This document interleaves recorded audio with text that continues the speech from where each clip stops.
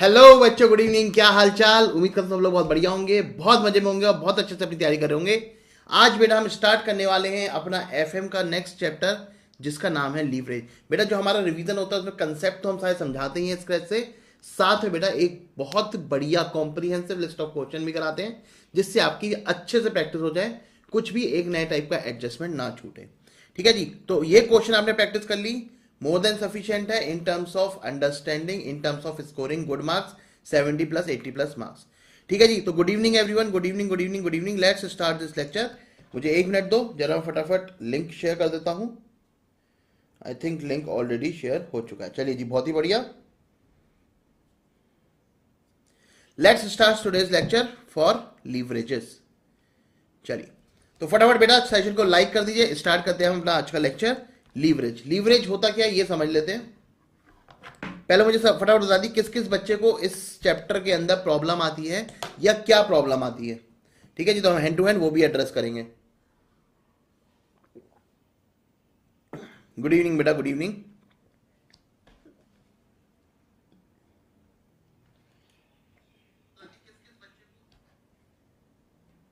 सो ये चैप्टर के question solve नहीं होते हैं, समझ में नहीं आते हैं, कंफ्यूज हो जाता हूं, पता नहीं चलता सर कब कौन सा फॉर्मूला लगाना है। फटाफट बता दिए सारे बच्चे क्या प्रॉब्लम आती है। सारी प्रॉब्लम बेटा आपके लेक्चर के एंड तक खत्म हो जाएगी। आप आराम से इसके अच्छे अच्छे क्वेश्चन सॉल्व कर रहे होंगे। आपको आराम से एक एक फॉर्मूला ना याद रखने की जरूरत है, सबका सर कंसेप्चुअली आपको अंडरस्टैंडिंग होगी।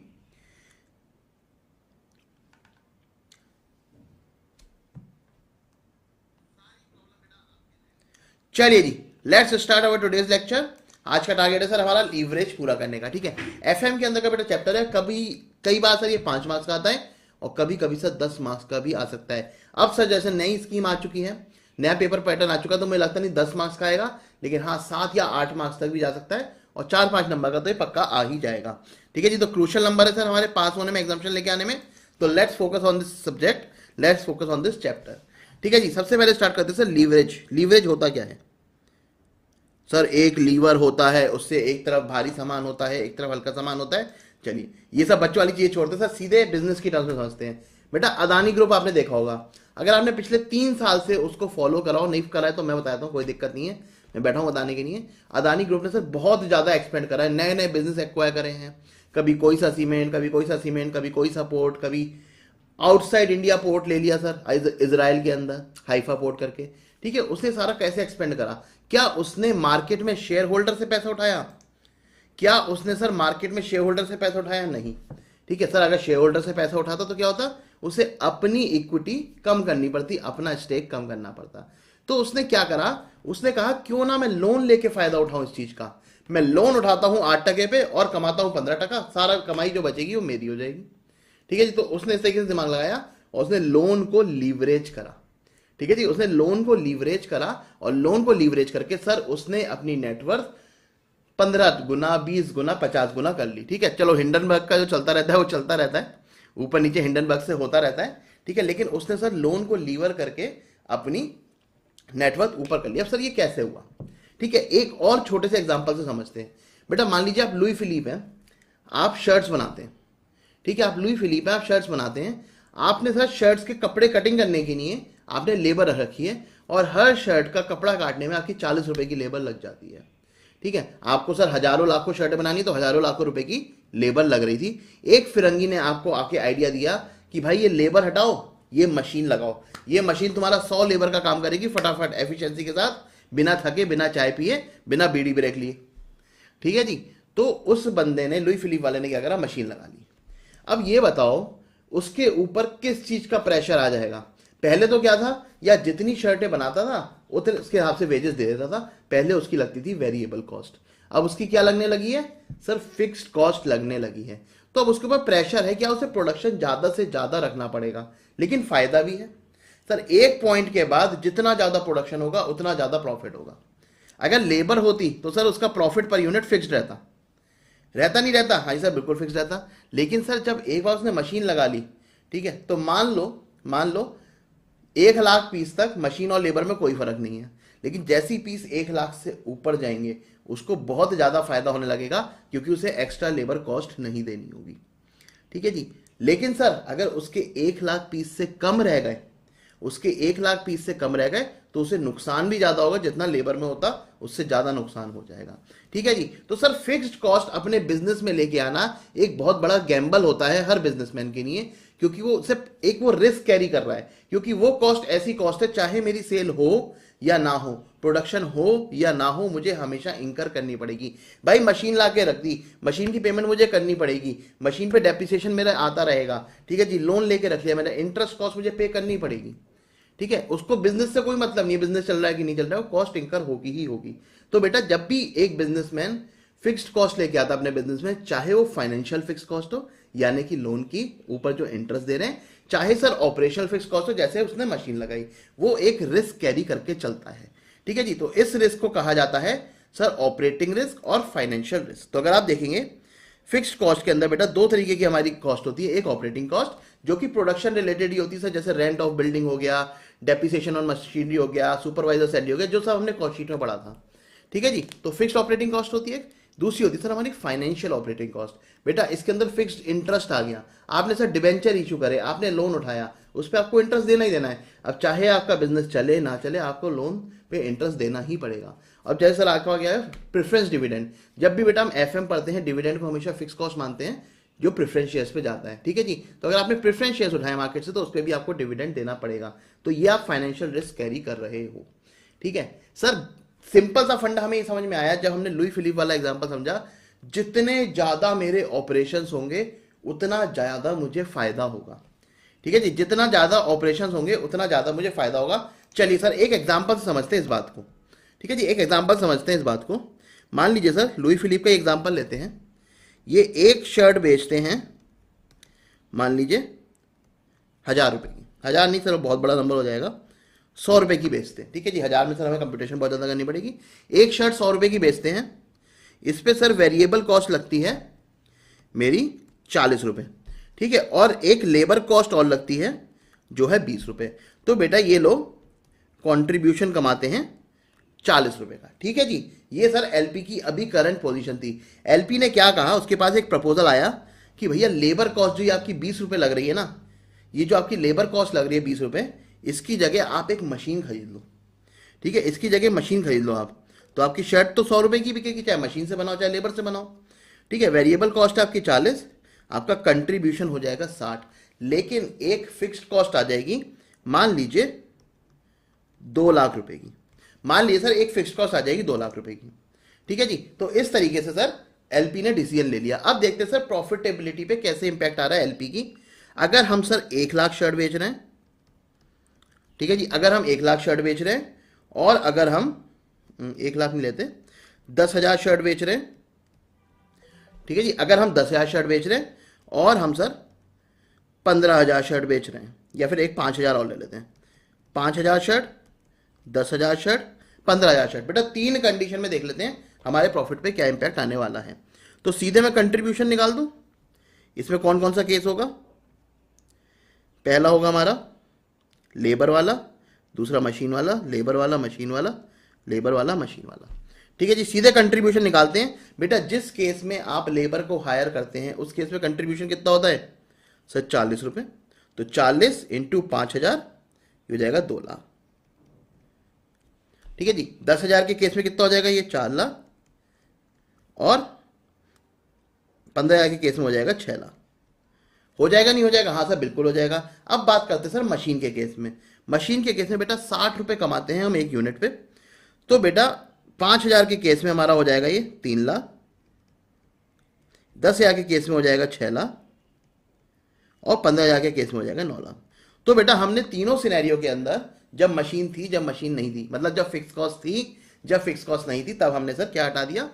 हमने सर कंट्रीब्यूशन निकाल दिया है। अब लेस करेंगे सर फिक्स्ड कॉस्ट।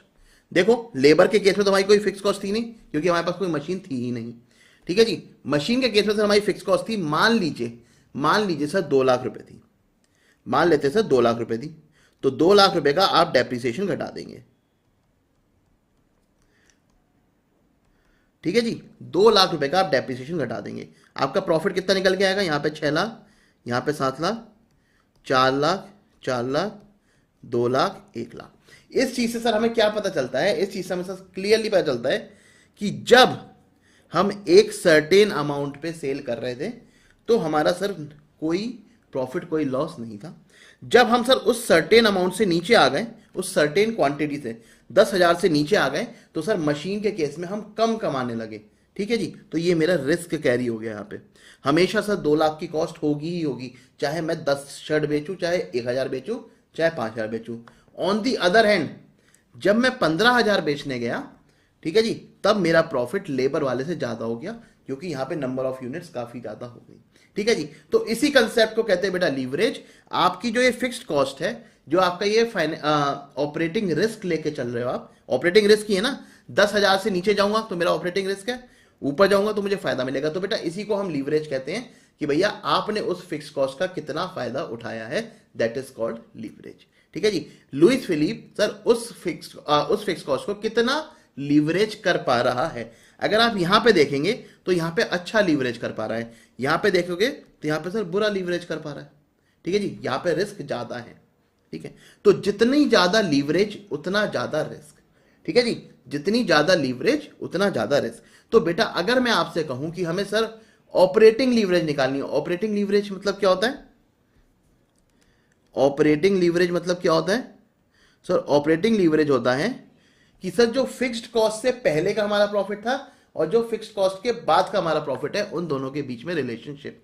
ठीक है जी, उन दोनों के बीच में रिश्ता हमें बनाना है। तो रिश्ता कैसे बनाते हैं सर?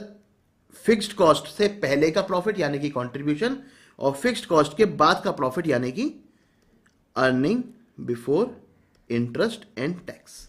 ठीक है जी, earning before interest and tax से डिवाइड कर देते हैं। तो बेटा अभी ये तीनों सिनेरियो भूल जाओ, हम सर फिक्स्ड कॉस्ट वाले सिनेरियो की बात करते हैं। अगर मैं आपसे कहूं यहां पे सर ऑपरेटिंग लीवरेज कितनी थी, तो आप कहोगे sir 3 lakh divide by 1 lakh is equal to 3। यहां पे सर ऑपरेटिंग लीवरेज 3 है, मतलब सर यहां पे रिस्क बहुत ज्यादा है।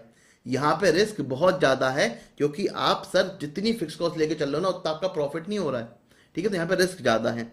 अगर बेटा आप यहां पे लीवरेज निकालोगे 6 लाख डिवाइड बाई 4 लाख 1.5, ठीक है, कंपैरेटिवली कम हो गया मेरा यहाँ पे रिस्क। क्यों? क्योंकि सर मेरी सेल्स यहाँ पे अच्छी खासी ज़्यादा हो गई है। और बेटा अगर मैं यहाँ पे निकालूं अपना ऑपरेटिंग लीवरेज का रिस्क, तो ये आ जाएगा 1.28। सर यहाँ पे रिस्क और कम हो जाएगा। ठीक है जी, तो बेटा इस तरीके से जितनी ज़्यादा आपकी ऑपरेटिंग लीवरेज है उतना ज़्यादा आप रिस्क कैरी कर रहे हो, जितनी कम ऑपरेटिंग लीवरेज है उतना कम आप रिस्क कैरी कर रहे हो। ठीक है जी, तो इस तरीके से हम ऑपरेटिंग लीवरेज निकाल देते हैं। चलिए, तो ऑपरेटिंग लीवरेज सही बच्चों क्लियर है? It is a relationship between profit before fix cost.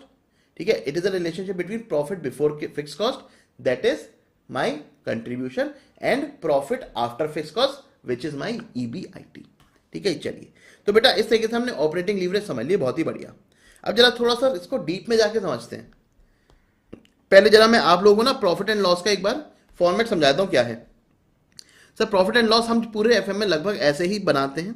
सबसे पहले सेल्स लेते हैं, मान लीजिए 10 लाख की सेल्स है, उसमें से बेटा वेरिएबल कॉस्ट घटा देते हैं। ये डायरेक्टली प्रोपोर्शनल होती है तो सेल्स, जितनी ज़्यादा सेल होगी उतनी ज़्यादा वेरिएबल कॉस्ट होगी। मान लीजिए 60% है तो 40% आपका कंट्रीब्यूशन आ जाता है। ठीक है, मान लीजिए फिक्स्ड कॉस्ट है बेटा आपकी 2 लाख रुपए की, operation fixed cost, operating fixed cost बेटा मान लीजिए आपकी 2 लाख की है, तो 2 लाख आ जाएगा आपका ईबीआईटी। ठीक है, अब मान लीजिए सर इन्होंने सर कुछ लोन भी ले रखा है जिससे 50,000 का इंटरेस्ट जा रहा है, तो 50,000 आप उसके इंटरेस्ट के लेस कर देंगे, किसमें से? ईबीआईटी में से। ठीक है जी, ईबीआईटी में से आप इंटरेस्ट लेस कर देंगे, आपका अर्निंग बिफोर टैक्स आ जाएगा 1,50,000। ठीक है जी, इसमें मान लीजिए 50% आपका टैक्स है, मान लेते हैं सर 50% टैक्स है, 75,000 आप टैक्स घटा देंगे, आपका अर्निंग आफ्टर टैक्स आ जाएगा 75,000। तो बेटा इस प्रॉफिट एंड लॉस स्टेटमेंट की हेल्प से हमें कोई भी फिगर दे रखी हो, हम आगे की कंप्यूटेशन और पीछे की कंप्यूटेशन करके पहुंच सकते हैं आराम से किसी भी नंबर पे। जैसे चलिए मैं आप लोगों को एक क्वेश्चन देता हूं, मैं आप लोगों को क्वेश्चन देता हूं आपकी इस प्रॉफिट एंड लॉस की नॉलेज टेस्ट करने के लिए। ठीक है जी, इस प्रॉफिट एंड लॉस की नॉलेज टेस्ट करने के लिए मैं आप लोगों को एक क्वेश्चन देता हूं। बेटा ये है 75,000। ठीक है जी, मान लीजिए मैं इंटरेस्ट बोल रहा हूं आपका 1 लाख। ठीक है जी, और आपकी मान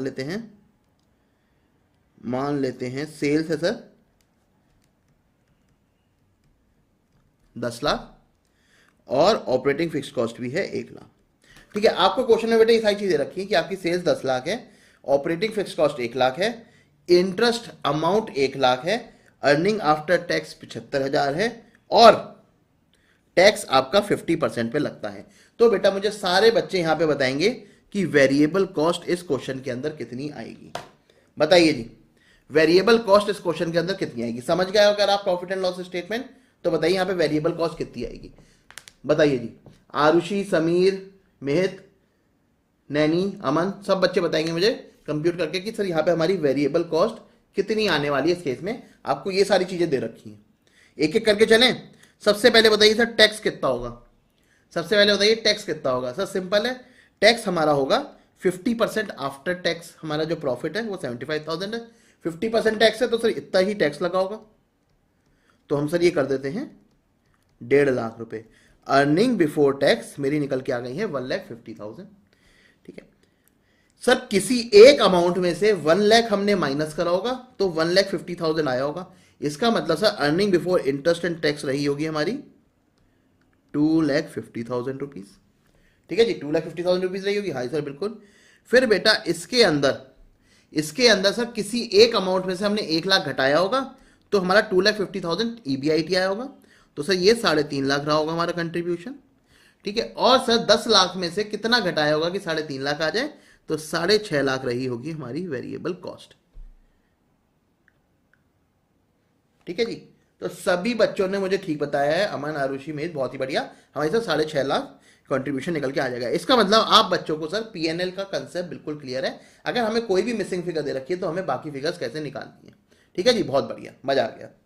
चलिए अब हम सर जरा ऑपरेटिंग लीवरेज में थोड़ा और अंदर जाते हैं। इस क्वेश्चन की मुझे जरा ऑपरेटिंग लीवरेज निकाल के बताइए। डिग्री ऑफ ऑपरेटिंग लीवरेज इस क्वेश्चन में कितनी है? बताइए सही बच्चे, बताइए sir degree of operating leverage इस क्वेश्चन में कितनी है? क्या होता है sir degree of operating leverage? बेटा जस्ट फिक्स्ड कॉस्ट, जो आपकी ऑपरेटिंग फिक्स्ड कॉस्ट है, कितनी है यहां पे? ऑपरेटिंग फिक्स्ड कॉस्ट, इससे पहले का और इसके बाद का रिलेशनशिप हमें बताना है। बताइए जी, ऑपरेटिंग लीवरेज हमारी कितनी है? अच्छा, डिग्री ऑफ ऑपरेटिंग लीवरेज बोलूं चाहे ऑपरेटिंग लीवरेज बोलूं, दोनों एक ही बात है, अलग अलग नहीं है, दोनों एक ही बात है, दोनों हमारी सेम चीज है। चलिए जी, मुझे बच्चों ने निकाल के बता दिया है, मैं भी कंप्यूट कर लेता हूं। हम करेंगे sir 3.5 lakh divide by 2.5 lakh, कितना आ जाएगा? यह आ जाएगा सर 1.4। मतलब सर यहां पे जो लीवरेज है, यहां पे जो रिस्क है वो 1.4 टाइम्स है। ठीक है जी, चलिए बहुत ही बढ़िया। अब बेटा मैं आपसे पूछता हूं दूसरा सवाल। मैं यहां पे इसको दोबारा बनाता हूं एक बार।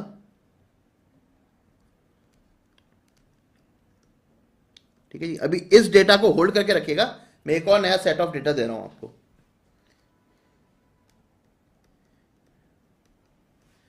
मान लीजिए सर हमारी सेल डबल हो गई, हमारी वेरिएबल कॉस्ट भी डबल हो गई, हमारा कंट्रीब्यूशन भी डबल हो गया। फिक्स्ड कॉस्ट डबल होगी क्या? नहीं सर, फिक्स्ड कॉस्ट तो सेम रहेगी। तो फिक्स्ड कॉस्ट सेम रही, मेरा प्रॉफिट कितना हो जाएगा सर? 6 लाख का। इंटरेस्ट क्या मेरा डबल हो जाएगा? नहीं सर, इंटरेस्ट तो सेम रहेगा अनलेस एंड अनटिल हमने कोई नई बोरिंग ना करी हो। और ये आ जाएगा 5 लाख। ठीक है, हमारा सर टैक्स 50%, 2,50,000 डिवाइडेड बाई, बेटा मतलब हमारा जो प्रॉफिट आफ्टर टैक्स है 2,50,000 आ जाएगा। ठीक है जी, ये हमने सर एक सेट ऑफ डेटा आपको और दे दिया जहां पे हमारी सर से सारी चीजें डबल हो गई हैं। ठीक है जी, अब मुझे जरा यहां पे बताएंगे कि यहां पे हमारा sir degree of operating leverage कितना आएगा? यहां पे बताएं सही बच्चे मुझे कि degree of operating leverage second case में कितना आएगा? क्या सर 1.4 ही रहेगा? क्या सर 1.4 ही रहेगा या बदल जाएगा? सर चेंज हो जाएगा। ठीक है, तो हमेशा ध्यान रखना, अगर लेवल ऑफ सेल्स चेंज हो रहा है, अगर लेवल ऑफ सेल्स चेंज हो रहा है तो आपकी DOL या DFL दोनों चेंज हो जाएंगी। ठीक है, बच्चों के दिमाग में कई बार ये मिसकंसेप्शन होता है कि यार जो मेरा DOL निकल गया एक बार, हर लेवल ऑफ सेल्स पे वही रहेगा। नहीं, हर लेवल ऑफ सेल्स पे वो बदलता रहेगा। ठीक है जी, तो यहां पे कितना आ जाएगा? 7 लाख डिवाइड बाई 6 लाख। ठीक है जी, 1.167। ठीक है, मतलब सर जितनी ज्यादा मेरी सेल्स बढ़ी उतनी ज़्यादा मेरी ऑपरेटिंग लीवरेज कम हो गई, मतलब सर उतना ही मेरा ऑपरेटिंग रिस्क कम हो गया। ठीक है जी, तो आप सीधे सीधे डिग्री ऑफ ऑपरेटिंग लीवरेज को रिस्क से कनेक्ट कर सकते हो। जितनी ज़्यादा सेल बढ़ती जाएगी आपकी डीओएल घटती जाएगी। चलिए जी, पहली चीज क्लियर है। तो ये एजम्पशन कभी मत लेके आना, बहुत बच्चों ने एजम्पशन लिए उनके मार्क्स कट जाते हैं कि भैया डीओएल सेम रहेगा, अगर सेल सेम है तो नहीं, अलग हो जाएगा। चाहे डीओएल हो, चाहे डीएफएल हो, चाहे डीसीएल हो, उसके बारे में भी चर्चा करेंगे हम आगे। चलिए, अगर बेटा मैं यहां पे देखूं आपकी जो सेल्स थी, जो सॉरी आपका जो कंट्रीब्यूशन था वो कितने परसेंट से बढ़ा सर? 100% से इंक्रीज हो गया। ठीक है, आपका जो कंट्रीब्यूशन था वो कितने परसेंट से इंक्रीज हुआ? 100% से। कैसे? अगर मैं इसे कंप्यूट करूं तो सर 7 लाख था, 3.5 लाख से 7 लाख हो गया, डबल हो गया कंट्रीब्यूशन। डिवाइड बाई पहले कितना था? 3.5 लाख। यानी कि सर 100% से आपका कंट्रीब्यूशन इंक्रीज हो गया है। और अगर वहीं मैं बात करूं ईबीआईटी की, तो ईबीआईटी कितने परसेंट से इंक्रीज हुआ है सर? ईबीआईटी हुआ है मेरा कितना परसेंट हो गया भैया? 3.5 डिवाइड बाई 2.5, 140%। अरे सर ये तो मैजिक हो गया। हाँ बेटा, डिग्री ऑफ ऑपरेटिंग लीवरेज यही बताता है। डिग्री ऑफ ऑपरेटिंग लीवरेज आपका रिलेशनशिप बता रहा है between the EBIT and between the आपका किसमें? कंट्रीब्यूशन में। मतलब सर जितने परसेंट से मेरा कंट्रीब्यूशन बढ़ेगा उसमें कितने परसेंट से मेरा ईबीआईटी बढ़ेगा, ये आपको बता देता है। ठीक है, तो ये मेरा है 140%। तो अगर सर मुझे डीओएल का एक फॉर्मूला और निकालना हो तो कैसे निकाल सकता हूं? मुझे डीओएल का एक और फॉर्मूला निकालना है इसी का, तो मैं कैसे निकाल सकता हूं? DOL is equal to percentage change in EBIT divided by percentage change in contribution. ठीक है जी, percentage change in EBIT divide by percentage change in contribution कितना हो गया ये sir? 140% divide by 100% is equal to 1.4। हो गया नहीं हो गया? हाँ जी सर बिल्कुल हो गया। हमने सर देखा कि अगर हम एब्सोल्यूट अमाउंट में निकाल रहे हैं, एब्सोल्यूट अमाउंट में निकाल रहे हैं तो कैसे निकालेंगे? Contribution divide by EBIT, simple सी बात है, कंट्रीब्यूशन डिवाइड बाई ईबीआईटी। अगर हम सब परसेंटेज टर्म में निकाल रहे हैं तो इसको उल्टा कर देंगे, just reverse, percentage change in EBIT divide by percentage change in contribution. उसके बेसिस पे बेटा हमारा डीओएल निकल के आ जाएगा। तो सर बेसिकली डीओएल निकालने के दो तरीके हैं।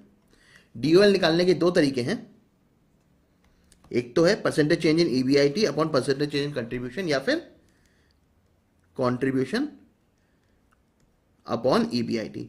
क्या सर दोनों से आंसर सेम आएगा? 100% दोनों से आंसर सेम आएगा, अलग आने का मतलब ही नहीं है। हमने सर यहां पे प्रूफ करके दिखा दिया आपको। ये देखिए 140% से बढ़ रहा है, ये 100% से बढ़ रहा है, तो आपका ये आ गया। चलिए अब इसी के ऊपर मैं बेस एक क्वेश्चन पूछता हूं आप लोगों से। ठीक है, एक डेटा है, एग्जांपल लेते हैं सर। एक कंपनी का sir degree of operating leverage है 1.6। ठीक है जी, डिग्री ऑफ ऑपरेटिंग लीवरेज है 1.6 और उसका बेटा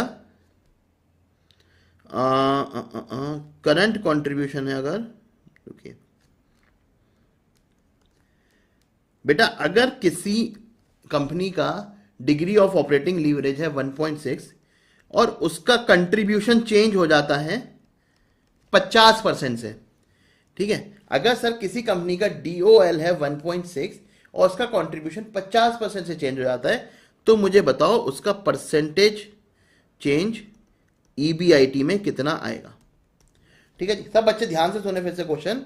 सर मेरा डिग्री ऑफ ऑपरेटिंग लीवरेज है 1.6, ठीक है, मेरा जो कंट्रीब्यूशन चेंज हो रहा है, कंट्रीब्यूशन अगर मेरा 50% से चेंज होता है तो मेरा ईबीआईटी में कितने परसेंट चेंज आएगा? बताइए बताइए फटाफट, सारे बच्चे बताएंगे मैं सॉल्व करके, बहुत ही सिंपल है।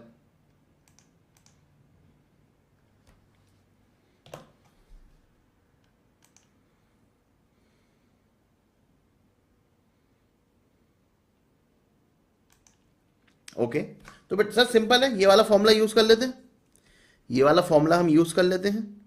ठीक है जी, ये वाला फॉर्मूला कैसे यूज करेंगे? डीओएल की जगह आ जाएगा हमारा 1.6 is equal to percentage change in EBIT, sir ये पता नहीं हमें निकालना है, divide by percentage change in contribution. ठीक है जी, divide by percentage change in contribution, ये कितना है 50% बताया हमें, तो हम सर इसे क्रॉस मल्टीप्लाई करेंगे तो percentage change in EBIT is equal to आ जाएगा 80%। ठीक है जी, 80% निकल के आ जाएगा। सही बच्चों ने मेरे को ठीक बताया, बहुत ही बढ़िया। ठीक है, तो इंस्टीट्यूट में बेटा सबसे ज्यादा क्वेश्चन आपके ना इस वाले फॉर्मूले पे बेस पूछे जाएंगे। ठीक है जी, तो दोनों फॉर्मूले हमें पता होना चाहिए, दोनों फॉर्मूलों का बैकग्राउंड भी हमें पता होना चाहिए, जो हमने क्लियर कर दिया है। ठीक है जी, सब बच्चों ने बिल्कुल ठीक बताया, बहुत ही बेहतरीन। चलिए जी, तो बेटा इसके साथ हमारा ऑपरेटिंग लीवरेज खत्म हो चुका है। अच्छा मुझे एक चीज बताओ, क्या कभी भी हमारा अर्निंग बिफोर टैक्स, क्या सर कभी भी हमारा अर्निंग बिफोर टैक्स बड़ा हो सकता है कंट्रीब्यूशन से? Can ever be earning before tax is greater than contribution? Sir बड़ा तो नहीं हो सकता, बराबर हो सकता है। ठीक है जी, बड़ा नहीं हो सकता। देखो 3.5 लाख में से कुछ ना कुछ तो माइनस होगा, या तो कुछ भी माइनस नहीं होगा, ऐसा नहीं कुछ भी एड बैक होगा। ठीक है, तो ये जो नंबर है ये हमेशा 3.5 लाख के या तो इक्वल्स टू होगा या फिर उससे छोटा होगा। ठीक है, या तो इक्वल्स टू होगा या उससे छोटा होगा। तो बेटा ईबीआईटी हमारा हमेशा कंट्रीब्यूशन से लेस देन और इज इक्वल टू होता है। ठीक है जी, मैथमेटिकली ये बात समझ में आती है? ठीक है, बहुत ही बढ़िया। तो इसका मतलब है सर हमारा जो डिग्री ऑफ ऑपरेटिंग लीवरेज है वो कभी भी 1 से नीचे नहीं जा सकता। डिग्री ऑफ ऑपरेटिंग लीवरेज कभी भी 1 से नीचे नहीं जा सकता। अगर क्वेश्चन ऐसा ड्राफ्ट है तो वो क्वेश्चन ही गलत ड्राफ्ट है। ठीक है, इसका मतलब ये नहीं सॉल्व ना करके आओ, सॉल्व कराना क्वेश्चन ऐसा आ जाए क्योंकि आया हुआ है एक बार। ठीक है, लेकिन सर मैथमेटिकली, प्रैक्टिकली, थ्योरेटिकली हर साइंस में सर ये 1 से नीचे नहीं आ सकता। ठीक है, तो अगर आप डीओएल के मेरे नोट्स देखोगे, सबसे पहले हमने सर ये वाला फॉर्मूला लिख रखा है, सिंपल है। सेकंड हमने सर लिख रखा है percentage change in EBIT upon percentage change in contribution और सेल्स। ठीक है, और बेटा एक ये फॉर्मूला और है, अभी हम इसको देखेंगे बाद में। It can not lies between 0 and 1। बेटा 0 और 1 के बीच में कभी नहीं आता है, हमेशा 1 से बड़ा रहता है। ठीक है जी, चलिए अब हम बात कर लेते sir degree of financial leverage की। ठीक है जी, ऑपरेटिंग लीवरेज की बात हो गई। अब इसी एग्जांपल पे सर हम डिग्री ऑफ फाइनेंशियल लीवरेज निकाल देते हैं। ठीक है, डिग्री ऑफ फाइनेंशियल लीवरेज क्या कहता है? डिग्री ऑफ फाइनेंशियल लीवरेज कहता है कि भैया फाइनेंस कॉस्ट जो है आपकी फिक्स्ड वाली, उसकी वजह से कितना आप रिस्क कैरी कर रहे हो। तो बेटा अगर फिक्स्ड कॉस्ट हम देख रहे हैं फाइनेंस वाली, मतलब किसकी बात कर रहे हैं सर? हम इसकी चर्चा कर रहे हैं। अब हम इसकी चर्चा कर रहे हैं, तो सर इससे पहले का प्रॉफिट और इसके बाद के प्रॉफिट में हमें रिलेशनशिप निकालना है। तो इससे पहले का प्रॉफिट कितना है 2,50,000, इससे बाद का प्रॉफिट कितना है 1,50,000। तो सभी बच्चे मुझे फटाफट DFL निकाल के बताएंगे इस पहले वाले एग्जाम्पल पे बेस करके। चलिए जी, डिग्री ऑफ फाइनेंशियल लीवरेज फटाफट निकाल के बताएं कितनी आने वाली है। डिग्री ऑफ फाइनेंशियल लीवरेज कितनी आने वाली, फटाफट बताएं।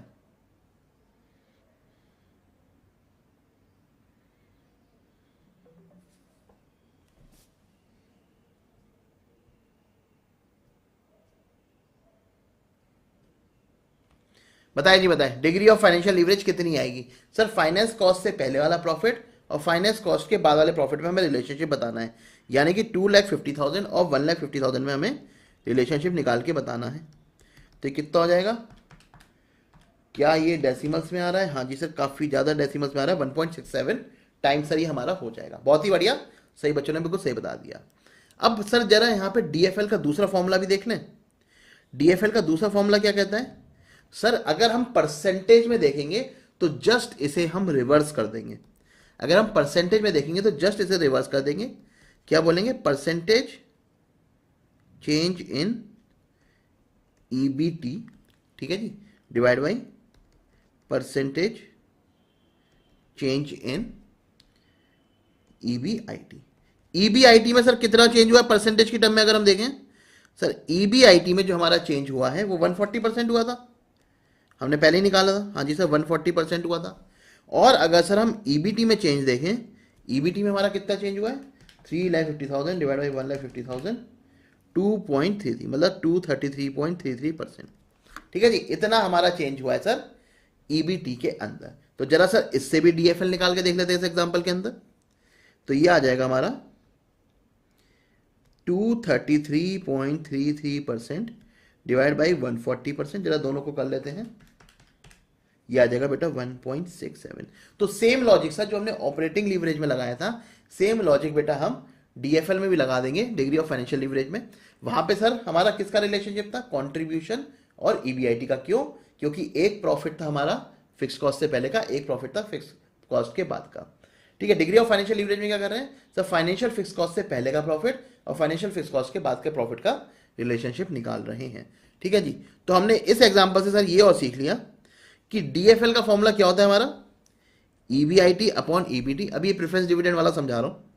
ठीक है, और सर फाइनेंशियल लीवरेज का फॉर्मूला हम बता सकते हैं परसेंटेज चेंज इन ईपीएस। अब आप कहोगे सर ये ईपीएस कहां से आ गया, तो मैं आपको स्लैश करके लिखवा देता हूं ईबीटी। ठीक है, अभी ईपीएस वाला पार्ट समझाता हूं मैं, ईपीएस वाला पार्ट समझाता हूं।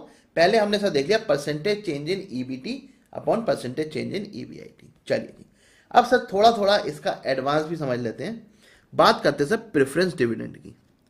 प्रेफरेंस डिविडेंड क्या होता है सर, प्रेफरेंस डिविडेंड होता है सर जो हम प्रेफरेंस शेयर होल्डर्स को पे करते हैं। मान लीजिए पहले वाले केस में ही देखते हैं, पहले वाले केस में ही देखते हैं।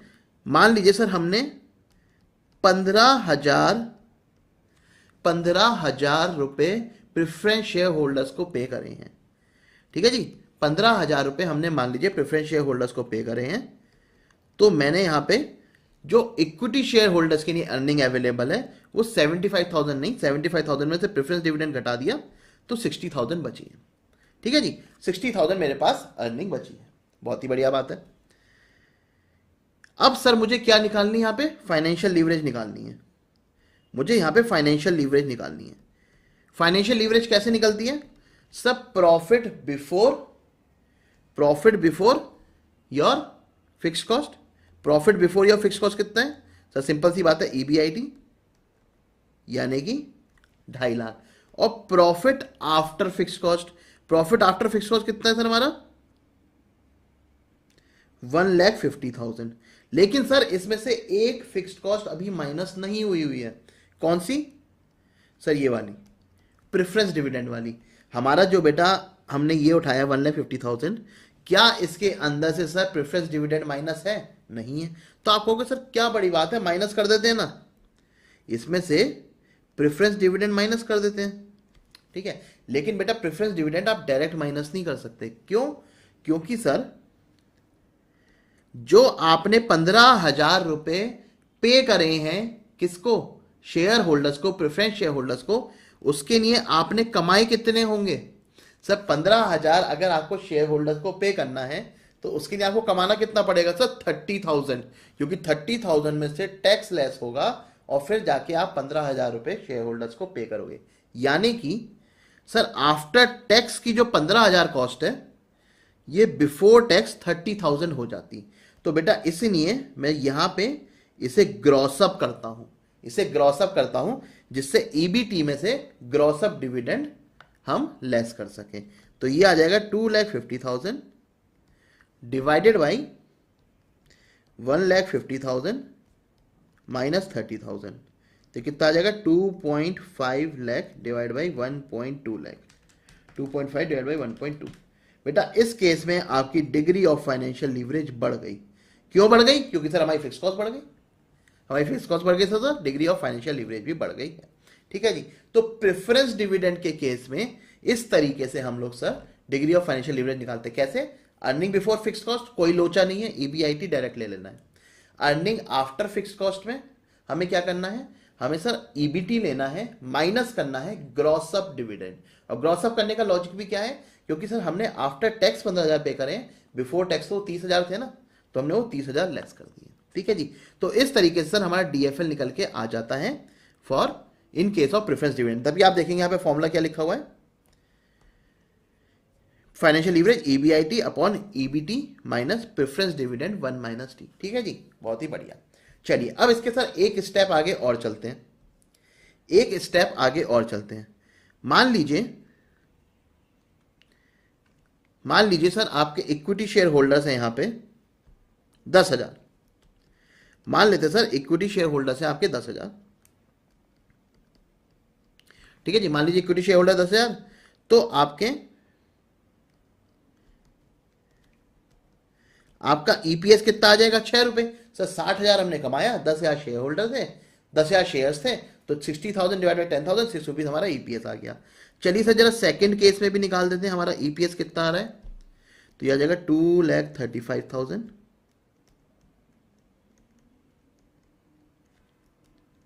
ठीक है जी, यहाँ पे हमारे sir number of equity shares रहते हैं, तो ये आ जाएगा 23.5। ठीक है, तो हमने सर दोनों ही केस में ईपीएस निकाल दिया है। अब सर जरा हम डीएफएल को अपने प्रूफ करते हैं। अभी तक हमारा डीएफएल कितना आ रहा था, हमारा आ रहा था सर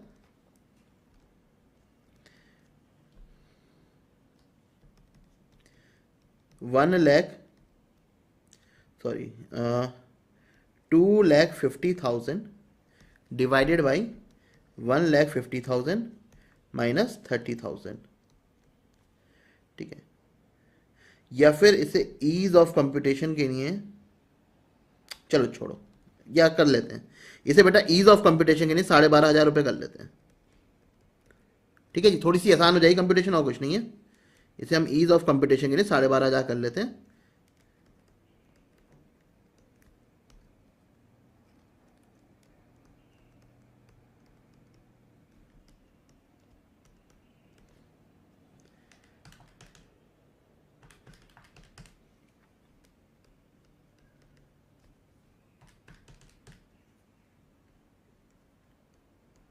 ठीक है जी, तो हमारा सर ये ईपीएस निकल के आ चुका है। यहां पे सर अब हमारा ये 25,000 हो जाएगा और डीएफएल निकल के आ जाएगा 2। ठीक है जी, डीएफएल 2 आ गया। चलिए सर अब अपना जरा परसेंटेज वाला फॉर्मूला यहां पे टेस्ट करते हैं। यहां पे परसेंटेज चेंज कितना है सर, 140%। ठीक है जी, यहां पे परसेंटेज कितना है, यहां पे परसेंटेज कितना है सर, 140%। अगर हम सर यहां पे परसेंटेज चेंज देखें, सॉरी यहां पे था ना 140%, यहां पे था सर हमारा 140%, क्योंकि सर 2.5 लाख से 6 लाख हो गया था, तो 140% हमारा बढ़ गया था। अगर हम देखें बेटा यहां पे हमारा कितना है परसेंटेज चेंज ईपीएस के अंदर, सर अगर हम ईपीएस के अंदर परसेंटेज चेंज निकालेंगे 23.75 माइनस 6.25, या गया 17.5, और 17.5 डिवाइड बाई 6.25, या गया सर 280%। ठीक है जी, सर ईपीएस के अंदर जो हमारा चेंज आ गया है वो आ गया है 280%। तो सर, अरे यार ये क्या हो गया, हिल गया कुछ इसके अंदर। डीएफएल हमारा आ रहा था 2,50,000 divide by 1,50,000 minus 25,000 is equal to 2। बेटा डीएफएल हमारा परसेंटेज वाला भी होता है, हाँ जी सर बिल्कुल होता है। Percentage change in EBT oblique EPS, EBT oblique EPS दोनों ले सकते हैं सर हम। क्यों ले सकते हैं, क्यों ले सकते हैं, जरा कोई मुझे रीजन बताएगा क्यों ले सकते हैं सर, मुझे फटाफट कोई बच्चा रीजन बता दे। तो बेटा इस केस में हम देखेंगे ईपीएस में जो हमारा परसेंटेज चेंज है वो 280% है, इसमें ईबीआईटी में 140 है, और सर ये हमारा 2 निकल के आ गया है। बिल्कुल ठीक बताया आरुषि ने, लेकिन मुझे ये बताएगा कोई ईबीटी या ईपीएस हम दोनों क्यों ले सकते हैं। क्योंकि सर दोनों का परसेंटेज चेंज हमेशा सेम होगा, दोनों का परसेंटेज सेम हमेशा सेम होगा, इसलिए हम सर ईबीटी भी ले सकते हैं इस फॉर्मूले में और ईपीएस भी ले सकते हैं। ठीक है, अगर आप ईबीटी का परसेंटेज चेंज निकालोगे और ईपीएस का परसेंटेज चेंज निकालोगे, दोनों का परसेंटेज चेंज सेम होगा, इसलिए सर हम फॉर्मूले में दोनों ले सकते हैं। क्योंकि बेटा आगे आने वाले क्वेश्चनों में आपसे सबसे ज्यादा ईपीएस पे क्वेश्चन पूछे जाएंगे, इसलिए मैंने आपको बता दिया कि ईबीटी की जगह पे ईपीएस भी यूज हो सकता है, और हमने उसे प्रूफ भी करके दिखा दिया है। क्योंकि आप देखोगे इस पूरे क्वेश्चन में 280% से हमारा ईपीएस इंक्रीज हो रहा है। ठीक है, तो सीधे रटवाना होता तो मैं फॉर्मूले में कहता यार ईबीटी ऑब्लिक ईपीएस बोल दो, लेकिन आपको लॉजिकली भी कंसेप्चुअली बताना था, मैथमेटिकली प्रूफ करना था, तो मैंने प्रूफ कर दिया है। ठीक है जी, तो सर यहां पे हमारा ईपीएस ऑब्लिक ईबीटी दोनों यूज हो सकता है, दोनों की परसेंटेज चेंज हमेशा सेम होती है। चलिए जी, अगेन बेटा अगर हम डीएफएल की बात करें तो 0 और 1 के बीच में हमारा नहीं आएगा, हमेशा 1 से ज्यादा आएगा। सेम लॉजिक है, जो डीओएल का था वही डीएफएल का भी है। चलिए जी, तो सर हमने इसके बेसिस पे, इस एग्जांपल के बेसिस पे डीएफएल निकालना सीख लिया, डीओएल निकालना सीख लिया। चलिए तो सर हमारा DFL कितना आ रहा था पहले वाले सिनेरियो में? DFL आ रहा था 2 और DOL आ रहा था हमारा, ओ भाई ये सब कुछ ऊपर नीचे हो गया हमारा फॉर्मूला क्या, हाँ जी, DOL कितना था हमारा बेटा 1.4। ठीक है जी, अब इसके साथ हम चलते हैं सर नए कंसेप्ट की तरफ जो है हमारा DCL। DCL क्या कहता है? DCL कहता है भाई मुझे अलग अलग फिक्स कॉस्ट का रिस्क मत बताओ, मुझे दोनों फिक्स कॉस्ट का कंबाइंड रिस्क बताओ, दोनों फिक्स कॉस्ट का कंबाइंड रिस्क बताओ। तो इसे कहते हैं हम डिग्री ऑफ कंबाइंड लीवरेज। ये बताता था हमारा ऑपरेटिंग फिक्स कॉस्ट का, ये बताता था फाइनेंशियल फिक्स कॉस्ट का। DCL कहता भैया हमें दोनों का कंबाइंड बता दो। तो दोनों कंबाइंड कैसे निकालेंगे? 2 इंटू 1.4 यानी कि 2.8। एक तो ये तरीका है। दूसरा तरीका क्या है सर, जरा इन दोनों फॉर्मूलों को एक्सपेंड करते हैं, DOL इंटू DFL। DOL कैसे निकालते हैं sir? Contribution upon EBIT। DFL कैसे निकालते हैं सर? EBIT upon EBT। ठीक है जी, EBIT से EBIT कैंसिल हो गया, तो सर DCL का फॉर्मूला निकल के आ गया हमारा कंट्रीब्यूशन अपॉन EBT। या फिर अगर प्रेफरेंस डिविडेंड भी है, प्रेफरेंस डिविडेंड भी है तो वो भी आप लेस कर देंगे ग्रॉस अप करके। ठीक है जी, तो कंबाइंड लीवरेज कुछ नहीं सर, DOL और DFL को मिला के है। सर ये रिप्रेजेंट क्या करता है? ये रिप्रेजेंट करता है टोटल फिक्स कॉस्ट से पहले का प्रॉफिट और टोटल फिक्स कॉस्ट से बाद का प्रॉफिट, उन दोनों का रिलेशनशिप ये रिप्रेजेंट करता है।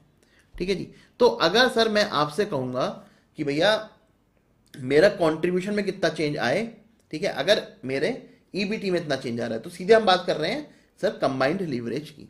ठीक है, अगर सर इसका हम परसेंटेज में फॉर्मूला देखें, अगर हम इसका परसेंटेज में फॉर्मूला देखें तो बहुत सिंपल है। अगर हम सर DOL इंटू DFL सीधा सीधा निकाल सकते हैं। अगर हम इस तरीके से निकालना चाहें तो कंट्रीब्यूशन अपॉन EBT होता है, और परसेंटेज में होता है सर तो percentage change in EPS divide by percentage change in contribution. अब आप कहोगे सर कंट्रीब्यूशन के साथ सेल्स क्यों है? ठीक है, आप कहोगे सर कंट्रीब्यूशन के साथ सेल्स क्यों है? क्योंकि है बेटा इसलिए है, जब हम परसेंटेज की बात करते हैं तो जितना परसेंटेज चेंज कंट्रीब्यूशन में होता है उतना ही परसेंटेज चेंज हमारा सेल्स में भी होता है। यानी कि percentage change of sales and percentage change of contribution is same. ठीक है, जैसे percentage change in EBT and percentage change in EPS is same, वैसे ही सर हमारा परसेंटेज चेंज इन कंट्रीब्यूशन और percentage change in sales is same. तो मतलब sir अगर हम एब्सोल्यूट फॉर्मूला लगा रहे हैं, अगर हम सर एब्सोल्यूट वाला फॉर्मूला लगा रहे हैं तो कंट्रीब्यूशन की जगह सेल्स यूज मत कर देना, तो गलत हो जाएगा। लेकिन अगर हम परसेंटेज चेंज वाला लगा रहे हैं तो आप कंट्रीब्यूशन और सेल्स को दोनों को एक दूसरे की जगह यूज कर सकते हैं, क्योंकि दोनों का परसेंटेज चेंज हमेशा सेम होता है। सिमिलरली अगर आप फाइनेंशियल लीवरेज में, ठीक है जी, फाइनेंशियल लीवरेज में अगर आप एब्सोल्यूट वाला फॉर्मूला लगा रहे हैं तो वो हमेशा यही रहेगा। ठीक है, लेकिन अगर आप परसेंटेज वाला लगा रहे हैं तो आप EPS ऑब्लिक EBT दोनों यूज कर सकते हैं। सिमिलरली कंबाइंड लीवरेज के अंदर अगर आप एब्सोल्यूट वाला फॉर्मूला लगा रहे हैं तो वो हमेशा यही रहेगा, contribution upon EBT minus preference dividend 1 minus T। लेकिन अगर आप परसेंटेज वाला लगा रहे हैं तो आप ऊपर EPS ऑब्लिक EBT कर सकते हैं और नीचे सेल्स ऑब्लिक कंट्रीब्यूशन कर सकते हैं, क्योंकि दोनों के ही परसेंटेज चेंज हमारे हमेशा सेम रहते हैं। चलिए जी, इसके साथ साथ हमारा कंसेप्ट कंप्लीट हो चुका है। किसी बच्चे को कोई डाउट है फटाफट पूछ लो। अब मैं आपको बहुत सारे बढ़िया बढ़िया क्वेश्चन कराने वाला हूं। इसके अंदर बेटा बहुत ही बढ़िया बढ़िया क्वेश्चन है, देख के जरूर जाना, क्योंकि अगर वो आपने नहीं करे तो आपको दिक्कत आ सकती है।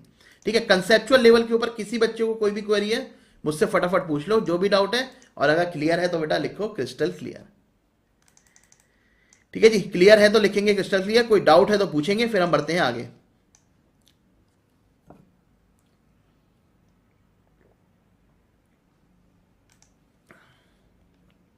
क्रिस्टल क्लियर की बेटा शॉर्ट फॉर्म भी है CC, तो आप वो भी लिख सकते हैं। चलिए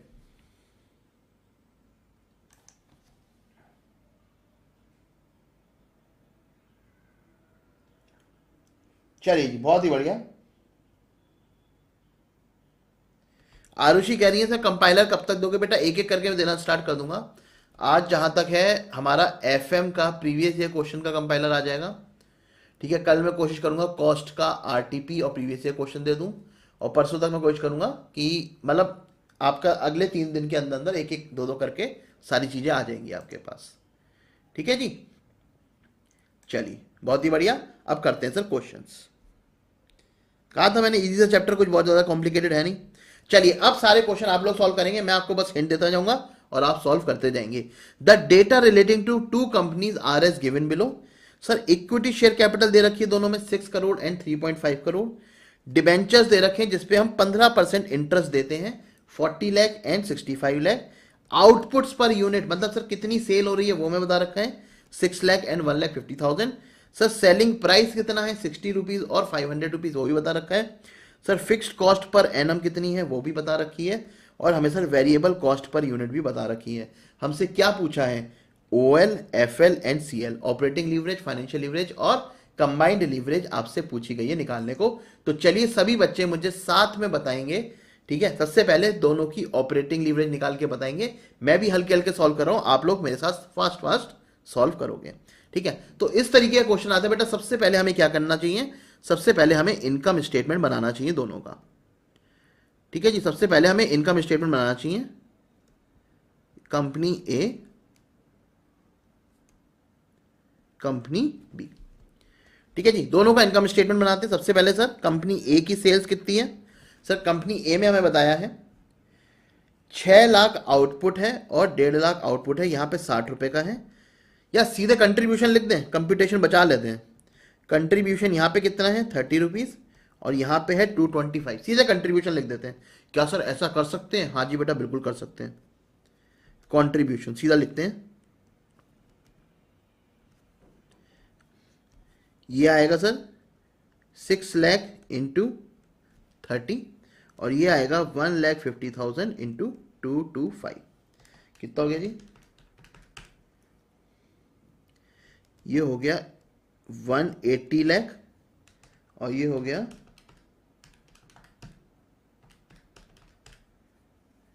3,375 लाख। ठीक है जी, एक सेकेंड, 337.5 लाख। ठीक है, लेस क्या करेंगे सर इसमें से, फिक्स कॉस्ट। कौन सी, सर हमारी ऑपरेटिंग फिक्स कॉस्ट। कितनी है सर, हमें क्वेश्चन में दे रखा है 70 लाख और 140 लाख। तो 70 लाख 140 लाख हमने माइनस कर दी, हमारा क्या निकल के आ गया sir, EBIT। EBIT 180 minus 70 110 lakh, आ गया 337.5 माइनस 140 197.5 लाख। ठीक है जी, सब बच्चे मेरे साथ कंप्यूट कर रहे हैं, खाली कॉपी पेस्ट कर रहे हो। लेस करेंगे सर फिक्स कॉस्ट। सर यहां पे है 40 लाख की 15% यानी कि 6 लाख, तो इंटरेस्ट लेस करेंगे यहां पे। सर यहां पे आ जाएगा 6 लाख और यहां पे कितना आ जाएगा सर, 65 लाख का 15%, 65 लाख का 15% यह आ जाएगा 9.75 लाख। ठीक है जी, तो दोनों की हमने सर इंटरेस्ट कॉस्ट भी लेस कर दिया। ये हमारा आ गया 104 लाख और ये आ गया 187.75 लाख। हमें क्या क्या निकालने को बोला है sir, DOL, DFL and DCL। DOL, DFL and DCL कैसे निकालेंगे, बहुत सिंपल है सर, फॉर्मूला में पता है। इन दोनों को करेंगे सर तो हमारा DOL आ जाएगा, इन दोनों को करेंगे तो सर DFL आ जाएगा और सर इन दोनों को करेंगे तो DCL आ जाएगा। ठीक है जी, चलिए निकालते हैं। 180 डिवाइड बाई 110, 110 डिवाइडेड बाई 104 और 180 डिवाइड बाई 104। तो बेटा इस तरीके से कंपनी ए के आ जाएंगे। और अगर बी की बात करूं मैं तो 337.5 डिवाइडेड बाई 197.5, 197.5 डिवाइड बाई 187.75 और DCL आ जाएगा सर 337.5 डिवाइडेड बाई 187.75। ठीक है जी, इस तरीके से सर हम तीनों लीवरेजेस निकाल देंगे। जरा मैं भी फास्टेस्ट फिंगर फास्ट कर लेता हूं कंप्यूटर पे अपने। यह आ जाएगा 1.64, यह आ जाएगा 1.06, 1.73 अगर इधर निकाले कंपनी बी की, तो बेटा ये क्वेश्चन बेसिकली आपकी प्रैक्टिस के लिए था। थोड़े हाथ वाथ खुले हैं आपके। 1.71,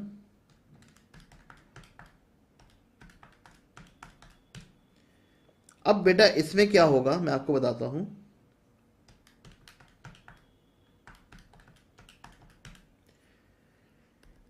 ठीक है जी, इस तरीके से हमने सर DCL, DOL, DFL तीनों चीजें निकाल दी हैं। देखो जरा सारे बच्चों के सही आंसर आ रहे हैं। बेटा 1 मिनट देना, जरा बैटरी लो हो गई है मेरे सिस्टम की, चार्जर लगा दूं। गिव मी अ मिनट, तब तक सारे बच्चे अपने आंसर शेयर करें।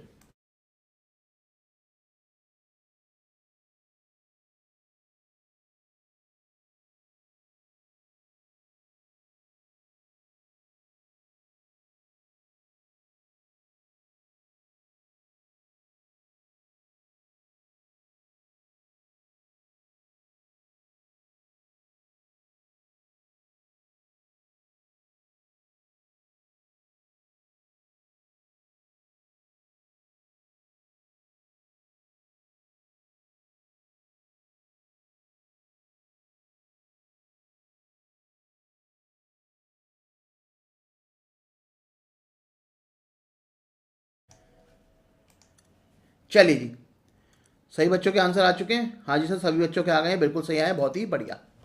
चलते हैं सर आगे, थोड़ा नेक्स्ट क्वेश्चन की तरफ चलते हैं। अब जैसे जैसे क्वेश्चन में आगे बढ़ेंगे वैसे वैसे सर थोड़ा लेवल बढ़ता रहेगा।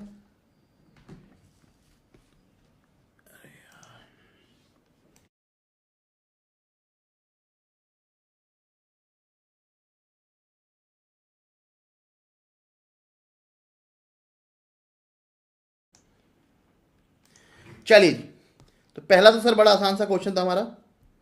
ठीक है जी, जिस बच्चे के आंसर ना निकले हो बेटा देख लेना, यहाँ पे आंसर नोट्स में ही मैंने प्रोवाइड कर रखा है। वैसे लगता नहीं मुझे कि किसी बच्चे का नहीं निकला होगा। चलिए नेक्स्ट क्वेश्चन की तरफ चलते हैं। Betatronics limited has the following balance sheet and income statement. लो जी लो, इस क्वेश्चन के अंदर आपको बैलेंस शीट और इनकम स्टेटमेंट दे रखा है। बैलेंस शीट में क्या क्या दे रखा है? Equity share capital, debt, retained earning और हमारा करंट लाइबिलिटी। एसेट की साइड देखें सर, नेट फिक्स्ड एसेट और हमारा करंट एसेट दोनों साइड मैच कर रही है, बहुत ही बढ़िया। इनकम स्टेटमेंट सर जो हमें बनाना पड़ता था वो इसमें दे रखा है। 3,40,000 की सेल है। ठीक है, हमारे सर ऑपरेटिंग एक्सपेंसेस है 1,20,000, जिसके अंदर 60,000 डेप्रिसिएशन है। मतलब डेप्रिसिएशन क्या होती है हमारी सर? फिक्स्ड ऑपरेटिंग कॉस्ट है। EBIT है सर हमारा 2,20,000, इंटरेस्ट है 60,000। मतलब सर EBIT निकाल के दे रखा है हमें, EBT निकाल के दे रखा है। ठीक है जी, हमारा टैक्स हो गया, अर्निंग आफ्टर टैक्स हो गया।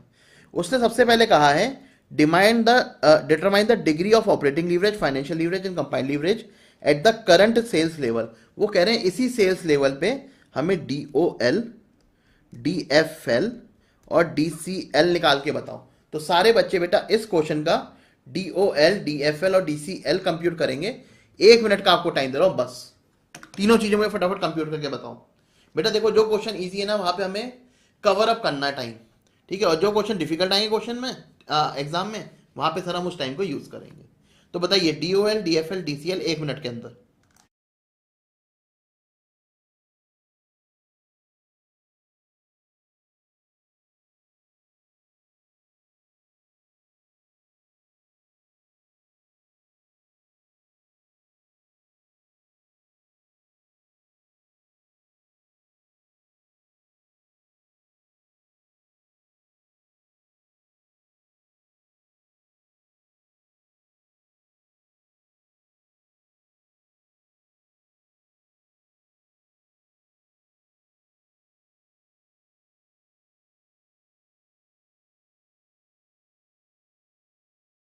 हाँ जी बरखुदारो, आने लगा जवाब क्या?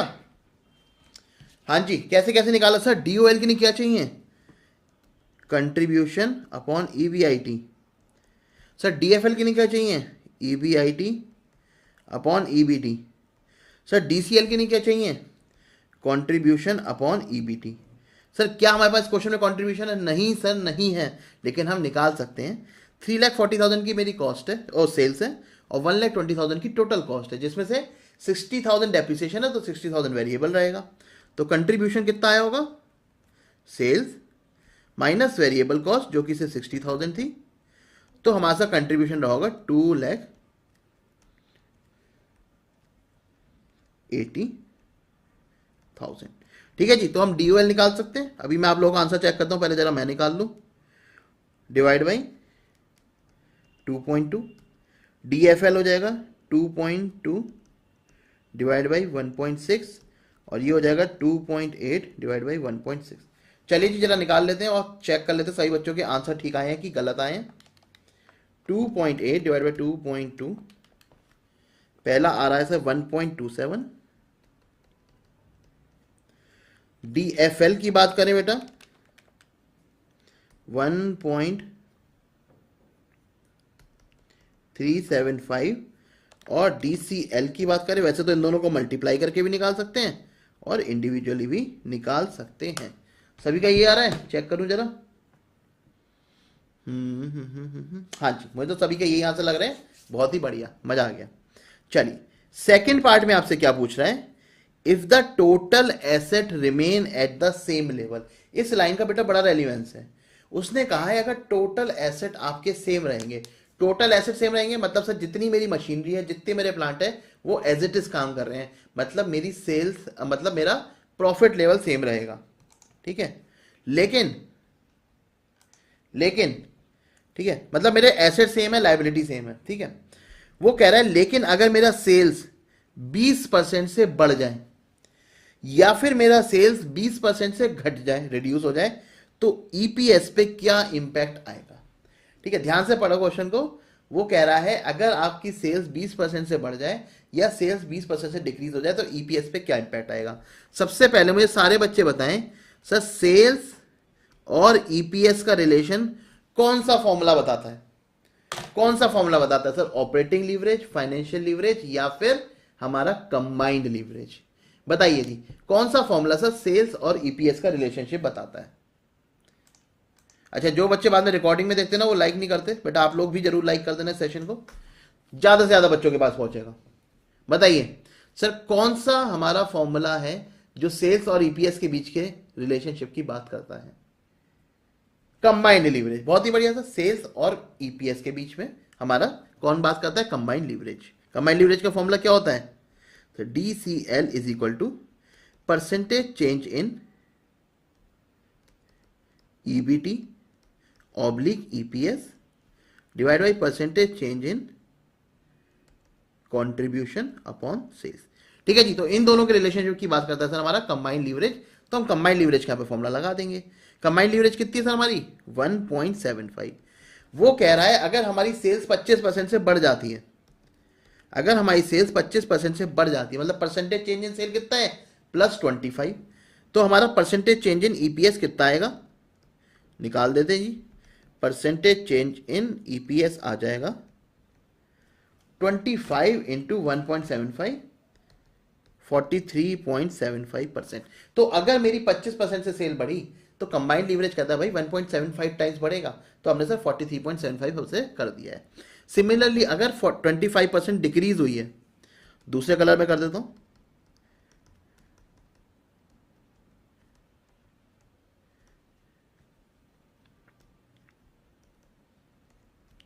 तो हमारा sir percentage change in EPS आ जाएगा -43.75%। ठीक है जी, तो अगर आपकी 20% है क्या?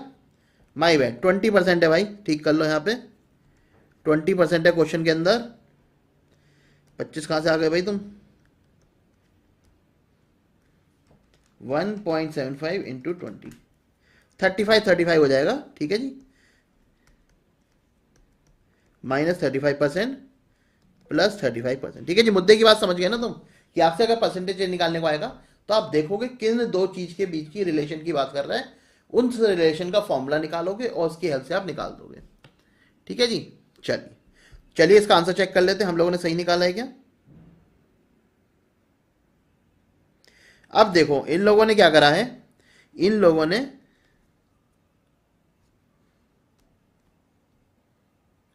इन्होंने कहा है अगर 20% से आपकी सेल बढ़ रही है, 20% से सेल घट रही है, तो नया ईपीएस निकाल के बता दो, नया ईपीएस निकाल के बता दो। तो इन लोगों ने क्या करा, इन लोगों ने क्या करा, सेल्स को इंक्रीज करके सेल्स को डिक्रीज करके पूरा ईपीएस कंप्यूट कर दिया। तो सर बड़ा लंबा तरीका है, कुछ छोटा तरीका नहीं कर सकते थे? हाँ बेटा, छोटा तरीका हम कर लेते हैं। हमने अभी करंट ईपीएस निकाला। करंट ईपीएस कितना है सर? 80,000 शेयर है और 1,04,000 हमारा अर्निंग है। तो अभी करंट ईपीएस कितना है? 1.3 रुपीज। ठीक है जी, 1.3 रुपीज हमारा ईपीएस है। अब सर जरा से शॉर्टकट तरीके से निकाल लेते हैं। 1.3 है, अगर 20% सेल बढ़ेगी तो हमारा ईपीएस कितना बढ़ेगा? 35% से। ठीक है जी, अगर मेरी 20% सेल बढ़ेगी तो मेरा 35% से घटेगा। अगर मेरी 20% सेल घटेगी तो 35% से घट जाएगा। ठीक है जी, तो 1.3 प्लस 35%, ये आ गया 1.755। ठीक है जी, और 1.3 इंटू माइनस 35%, यह आ जाएगा 0.845। ठीक है जी, तो ये शॉर्टकट तरीका है जिससे आप निकाल के आओगे और आपको इसी से निकाल के आना है। पता नहीं सर स्टडी ने पूरे ऑपरेटिंग लीवरेज हमें पढ़ा के दोबारा से पूरा क्यों कंप्यूट करा, कोई लॉजिक नहीं है। आप सिंपल कहेंगे कि भैया 1.3 मेरा ओरिजिनल ईपीएस है, अगर मेरी सेल 20% से बढ़ती है तो मेरा ईपीएस 35% से बढ़ जाएगा, विच विल कम टू 1.755। और अगर मेरी 20% से सेल घटती है तो मेरा ईपीएस 20% से घट जाएगा, तो 0.845 आएगा। टाइम भी बचेगा, जल्दी भी होगा, और हम इस चैप्टर के फॉर्मूले यूज करके निकाल रहे होंगे। आप देखोगे मैथमेटिकली भी सेम ही आया। ठीक है, जब आपने पूरा इनकम स्टेटमेंट आपने बिल्ड करा है, लेकिन सर वैसे भी आपका सेम ही आंसर आएगा। ठीक है जी, बराबर है, क्लियर है? किसी बच्चे का गलत तो नहीं आया? नहीं सर, सभी बच्चों का सही आया, बहुत ही बढ़िया। चलिए जी, नेक्स्ट क्वेश्चन पे चलते हैं। नेक्स्ट क्वेश्चन क्या आप लोग मुझे फटाफट बता दोगे? Following information has been extracted from the accounts of newly incorporated company. Sir newly का यहाँ पे कुछ पंगा है? नहीं, कुछ पंगा नहीं है, बस लिखने वाली बात है, डरने वाली बात नहीं है, कुछ न्यूली वाला पंगा नहीं है यहाँ पे। ठीक है जी, सेल्स है हमारी सर 15 लाख, पीवी रेशो है 70%, ऑपरेटिंग लीवरेज है 1.4 टाइम्स, फाइनेंशियल लीवरेज है 1.25 टाइम्स। ठीक है, वो सबसे पहले पूछ रहे हैं आपसे, using the concept of leverage find out and verify in each case. वो कह रहे पहले फाइंड करो फिर उसे वेरीफाई करो। The percentage change in taxable income if sale increases by 15%। वो कह रहे हैं टैक्सेबल इनकम में कितना चेंज आएगा अगर हमारी सेल्स 15% से चेंज हो जाती है। टैक्सेबल इनकम ईबीटी, तो ईबीटी और सेल्स का रिलेशनशिप कौन बताता है? सर डीसीएल बताता है, तो सर डीसीएल यूज कर लेंगे यहाँ पे। Percentage change in EBIT, EBIT sir कौन सा प्रॉफिट हुआ? फिक्स्ड कॉस्ट के बाद वाला, ऑपरेटिंग फिक्स्ड कॉस्ट के बाद वाला।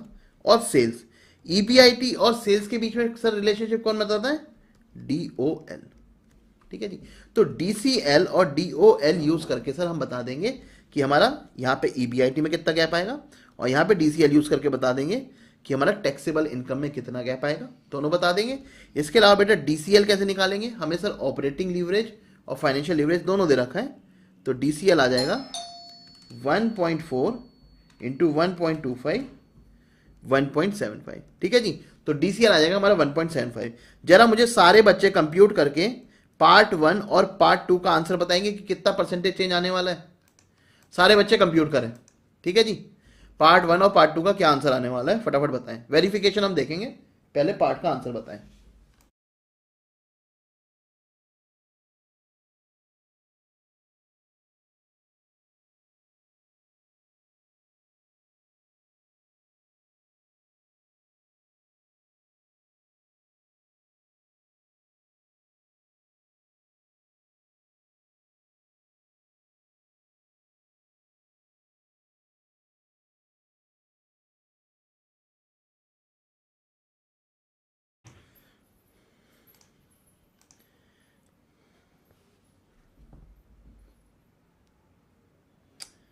क्लियर है सबको? किसी को डाउट? फटाफट ये बताओ पहले मुझे।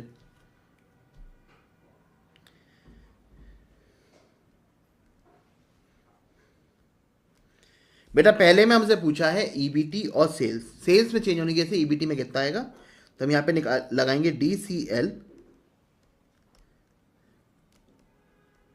जितने बच्चे लाइव हैं सब पहले मुझे बताएं सर, किसी को कोई कंफ्यूजन है?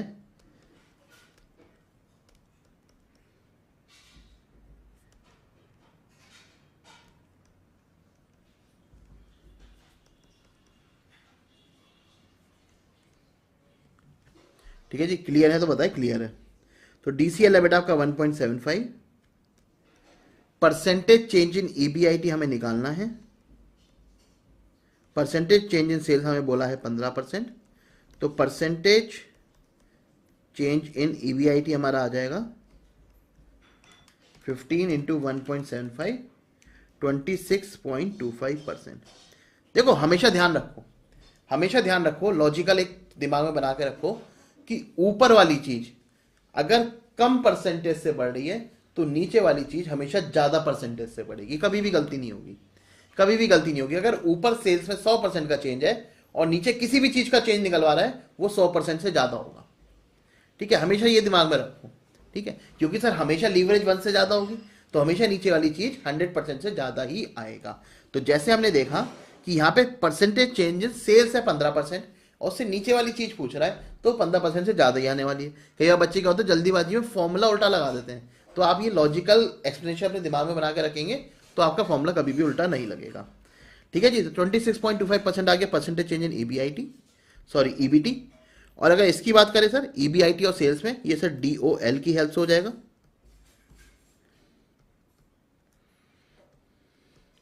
ये सर हमारा DOL की हेल्प से हो जाएगा। क्या कैसे आएगा? DOL is equal to percentage change in EBIT upon percentage change in sales. DOL कितना होता सर? 1.4 इज इक्वल टू, ये तो एज इट इज रहेगा,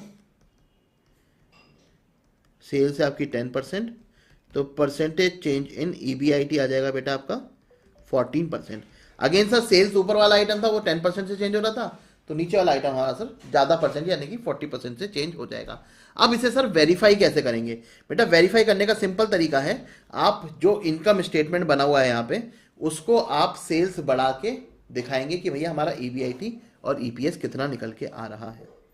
ठीक है जी, तो उस तरीके से आप वेरीफाई कर देंगे। वेरीफाई करना कुछ बहुत ज़्यादा मुश्किल नहीं है। चलिए जी, तो बेटा हमने पहले 3 क्वेश्चन कर लिए बहुत ही बड़े तरीके से, उम्मीद करता हूँ सब बच्चों को क्लियर होंगे। अब मुझे सर यहाँ पे एक छोटा सा कंसेप्ट और बताना है आपको DOL के बारे में। सर ऑपरेटिंग लीवरेज निकालने का एक और तरीका है 1 अपॉन मार्जिन ऑफ सेफ्टी की परसेंटेज। ठीक है सर, ये कैसी चिड़िया आई? बेटा इसका ना डेरिवेशन है बहुत लंबा। ठीक है, मैं डेरिवेशन में तो अभी नहीं जा रहा हूँ। ठीक है, डेरिवेशन अभी हम रिवीजन क्लास में नहीं करते, हमने अपनी फास्टैग और रेगुलर क्लास में कवर कर रखा है कि 1 अपॉन मार्जिन ऑफ सेफ्टी का परसेंटेज भी कैसे आया है। लेकिन अभी आप मान के चलें operating leverage is equal to 1 upon margin of safety का परसेंट होता है। अब सर मार्जिन ऑफ सेफ्टी क्या होता है ये समझ लीजिए, ये समझ लीजिए मार्जिन ऑफ सेफ्टी होता क्या है। सर मान लीजिए हमारी टोटल सेल्स है, हमारी टोटल सेल्स है 10 लाख। ठीक है, सब बच्चों ने मार्जिनल कॉस्टिंग पढ़ा हुआ है? हाँ जी सर, इसमें मान लीजिए ब्रेक इवन सेल्स है आपकी 6 लाख, तो जो बची हुई सेल होती है वो होती है हमारी मार्जिन ऑफ सेफ्टी। जो बची हुई सेल है वो होती है हमारी मार्जिन ऑफ सेफ्टी। तो बेटा margin of safety total sales की कितनी है? 40%। तो अगर किसी क्वेश्चन में आपको दे रखा है कि मार्जिन ऑफ सेफ्टी इज 40%, तो आप ऑपरेटिंग लीवरेज आराम से निकाल सकते कैसे? 1 अपॉन 40% करके, यानी कि 2.5। ठीक है, तो ऑपरेटिंग लीवरेज निकालने का सर एक और फॉर्मूला है 1 अपॉन मार्जिन ऑफ सेफ्टी। ठीक है जी, चलिए अब इसके बेसिस पे क्वेश्चन देख लेते हैं। क्वेश्चन नंबर आते हैं 4 पे। क्या कह रहा है? Following is the financial data of company A and company B, prepare their income statement. ये कंपनी ए और कंपनी बी का आपको कुछ डेटा दे रखा है, उसके बेसिस पे कह रहा है इनकम स्टेटमेंट आपको बनाना है। सबसे पहले वेरिएबल कॉस्ट दे रखी है, फिक्स कॉस्ट दे रखी है, इंटरेस्ट एक्सपेंस दे रखा है और फाइनेंशियल लीवरेज दे रखी है 5:1, 5 टाइम्स की फाइनेंशियल लीवरेज आपको दे रखी है। ठीक है जी, कंपनी बी की बात करें तो वेरिएबल कॉस्ट है 50% ऑफ सेल्स, इंटरेस्ट एक्सपेंस है 11,000 और मार्जिन ऑफ सेफ्टी है 0.25। बेटा अगर आपको मार्जिन ऑफ सेफ्टी दे रखी है तो आप सीधे DOL निकाल सकते हो, 1 अपॉन 0.25 इज इक्वल टू 4। ठीक है जी, 1/0.25 इज इक्वल टू 4 आपका DOL निकल के आ जाएगा। तो कंपनी ए का DFL दे रखा है, कंपनी बी का DOL दे रखा है। ठीक है जी सर, दोनों में इनकम टैक्स रेट दे रखे 30%, 30% और EBIT दे रखा है सर यहाँ पे 14,000। तो सबसे पहले सर जो हमारे पास डेटा अवेलेबल है उसकी हेल्प से सर हम इनकम स्टेटमेंट बनाते हैं। देखो अगर आप देखोगे कंपनी बी, हमें सर EBIT दे रखा है 14,000, हमने 14,000 लिख दिया। ठीक है, हमें सर यहाँ पे वेरिएबल कॉस्ट दे रखी है 88,000, हमने लिख दी है। हमें सर फिक्स कॉस्ट दे रखी है 26,500, हमने लिख दी है। और हमें सर इंटरेस्ट एक्सपेंस दे रखा है 14,000, ये भी हमने लिख दिया। ठीक है, तो जो जो चीज़ हमें दे रखी थी डायरेक्टली मैंने उस पर सर्कल बना दिया है, वो हमने एज इट इज लेती है। और क्या बता रखा है हमें सर, यहाँ पे इंटरेस्ट एक्सपेंस 11,000 है, ये भी हमने कर दिया है। तो हमें पता है सर 14 माइनस 11, यहाँ पे 3,000 आ जाएगा। हाँ सर, ये तो बिल्कुल हमें पता चल गया। तो ये हमारी कैलकुलेटेड नंबर है। ठीक है जी, जो सिंपल कैलकुलेशन से आ गया 14,000 माइनस 11,000 करके। बेटा टैक्स हमारा 30% हमें दे रखा है, ये भी कैलकुलेटेड नंबर आ गया और ये भी सर हमारा कैलकुलेटेड नंबर आ गया है। ठीक है जी, कोई दिक्कत नहीं है। अब हम सर देखेंगे डिराइव्ड नंबर कैसे निकालने। बेटा इस क्वेश्चन में हमें DOL दे रखा है 4 टाइम्स। DOL सर किसका रिलेशनशिप बताता है? DOL बताता है सर हमारा कंट्रीब्यूशन अपॉन EBIT।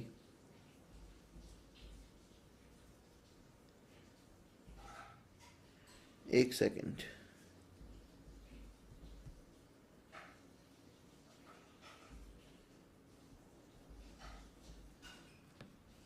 हाँ जी, DOL बताता है बेटा हमें contribution upon EBIT। Company B के केस में अगर हम देखें DOL हमने कितना निकाला था 4, कंट्रीब्यूशन कितना था हमें सर पता नहीं है।